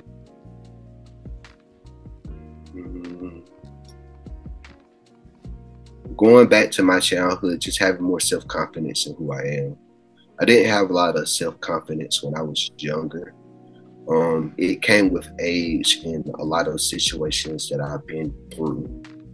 And just in the past, maybe 2-3 years, everything that I've been through with going through COVID, getting sick with COVID, and even before COVID, with my family, I had a major loss in my family. I lost my 1-year-old niece right before COVID, and that really hit me bad. So, and it really hit my confidence about a lot of things that was going on. So, but it's building up more and more every day. And, you know, if I would go back to that kid who was little, I would just be like, be more confident, because you're gonna accomplish more than you think you are, and you're gonna be someone that someone looks up to.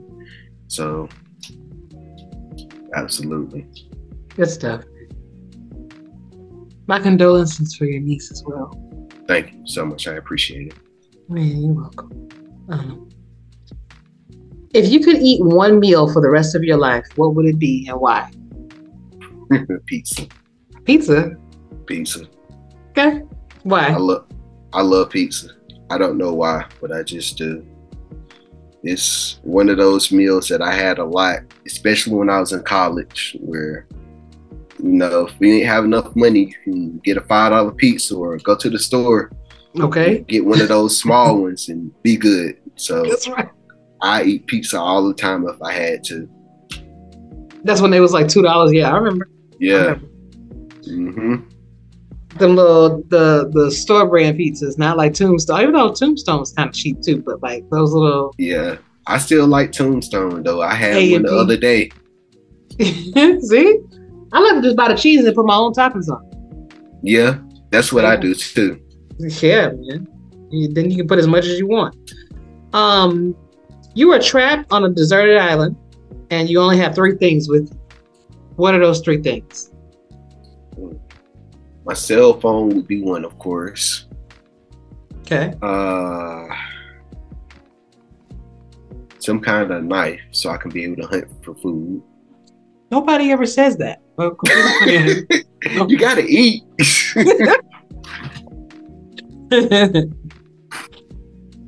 And last thing. Let me see. I guess it would have to be, well, I can listen to music on the cell phone. So I guess a picture of my family. Keep you going. Keep me going. Okay. 2 more questions, then we're done. Since you're a music lover.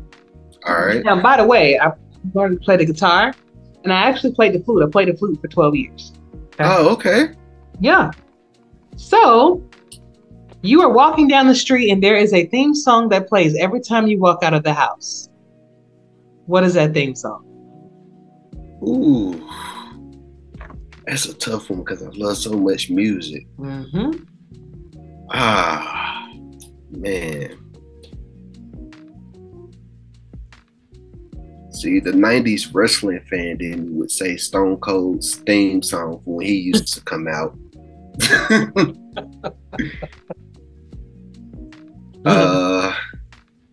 But me now, I would say Radioactive Imagine Dragons. Okay. Yeah. That sounds like a pretty cool song. Yeah, it's something about that song that gets me amped up every time I hear it. I don't know why. It just does. I listen to it when I work out and any other thing. It just gets me amped up every time I hear that song. So it would probably have to be that. That might be your theme song. You know, Adams are known for being radioactive. So, hey, you know. Yeah. It was tough, though. I was either going to go with that or either Dreams and Nightmares. Well, I think you made a good choice. Yeah. I think you made a good choice. Last song. I mean, it's last song. Last question. If you could be a part of any musical group, who would it be and why? Ooh. So you hit me with these good questions. You already look a little bit like Questlove. I ain't gonna You know what, man? I'm gonna go with that. That's one of my favorite groups, so I'm gonna go with the Roots. Okay. I love the Roots. Me too. They're a very good group. Yeah. I want to go to the Roots Festival this year. So. Yeah, but you know how them tickets. Yeah. If it's anything like how Dreamville Fest was, I think those sold out within like, I want to say like a couple of hours. Because I was going to try to go to that, but I definitely want to do Roots Festival in a year. That'd be worth it though. But yeah, I would say the Roots though, because they done work with so many legendary people who you wouldn't even think that they work with. They work with them all, especially in the R&B community, like Jill Scott, Erykah Badu, Twyla Cowley, a whole lot of people. Man, they did everything, and just everything they doing now, working with Jimmy Fallon on his show. So yeah. Exactly. All I gotta do is put that pic back that way. Yeah. See, I should have brought it. See, I got a pic. I should have just brought it and had it in my head the whole thing. Matter of fact, next time. I got you. Next time. Good, because I still got like 400 other questions I could be asking you, but it is late. So thank you, brother. I really appreciate your time, and no problem. If you have, do you have any questions for me before I let you go? Yeah, I want to know who you think going. I know we got the season get ready to end up in the major league. Who you think gonna win this year? In the majors? In the majors. Oh, it's Arizona all day. Arizona Scorpions all day. We got unfinished business. I don't care how many games we lose during the regular season. When we make it to the big show, we will not lose. Hey, I just wanted to hear it come from you yourself. I just wanted clarification, but you're right though. It's a whole different ball game when it gets to the playoffs. Mm-hmm. It's anybody, and we ain't go home. For it. Win or go home. I can't wait for it. That's gonna be fun. It is. It is a good time. And then when you guys are able to experience that on the SFLm, on the SFLm end of it. Mm.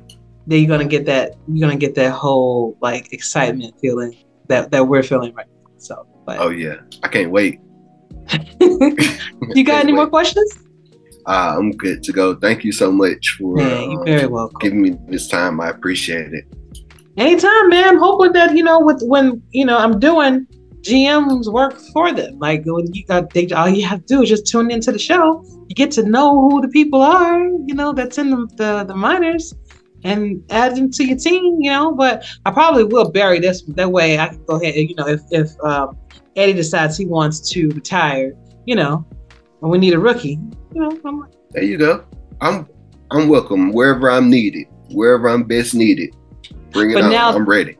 But now that I say that, somebody's going to put you high on their draft board just because I said it. No, we don't want them to have it. No, they already too good. Huh? But thank you, man. Do you have any shout outs that you want to give before I let you go? That could either be a shout out, that could be a song that you want to sing, or a poem that you want to recite. I can't sing. I can't sing. My wife be telling me all the time I sound like Jerome off Martin when he be trying to sing a tune. Yeah. That's I can't do it. If I had my keyboard or something, I'd play something right now, but I ain't got that right now. But shout out to my teammates, Atoms. We're gonna have a good season this year, and looking forward to everything. Looking forward to the season. Dope, man. Looking forward to seeing what you guys do. Now, I will say this, that I put this out to you and anybody else that are musicians. And if you have your own music and stuff like that, I'm looking for music all the time to put on the show.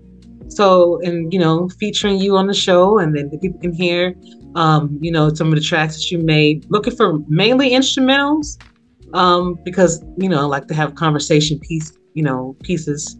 But like, if you got anything you want to share with the community like that, just let me know, brother. I got you.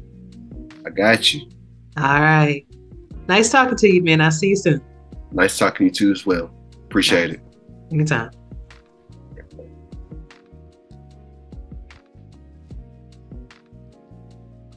That is it. Thank you so much, everybody, for joining us this evening. Special shout out goes out to all of my Fourth and Goal interviews that joined us this evening, and especially to Diggy. Got any good words for the people before we go? No, have fun. It's the last week. This will be exciting. Other than that, I want to give one more shout out. Like I said, I wasn't able to make it to the last show because a trip down to Texas, and got a couple pups, got some Cane Corsos, love it.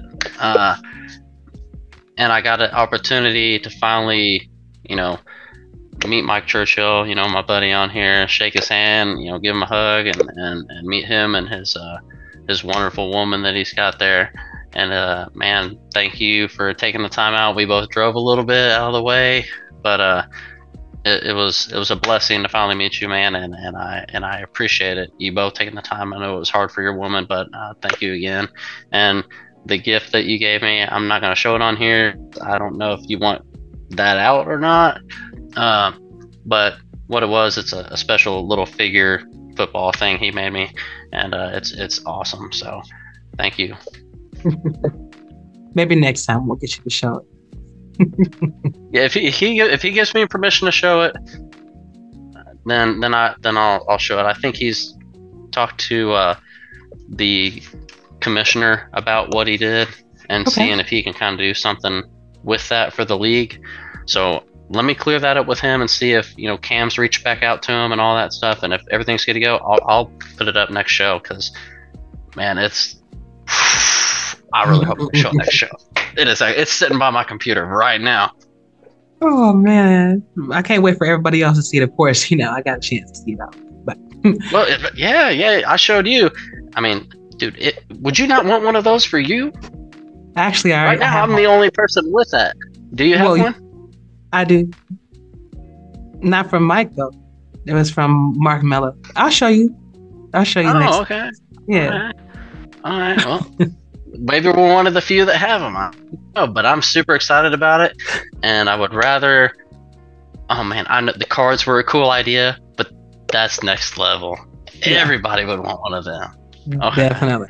I know you got to go. I'm gonna have to. You thought the mini helmets was something. But everybody, throw the mini helmet in the trash.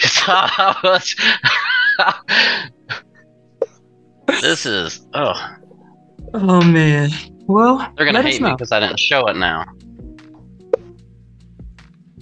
I don't want to say it was league related and getting a big mess thing. You know what I'm saying? I do. Trust me. I know. But it's all good though. Everybody, thank y'all so much for tuning in. So happy that I hope that this was a great show for you to watch, and I'm looking forward to bringing you guys another great podcast next week, y'all. But until then, stay safe, treat each other well. For Diggy and for Striker, we're out.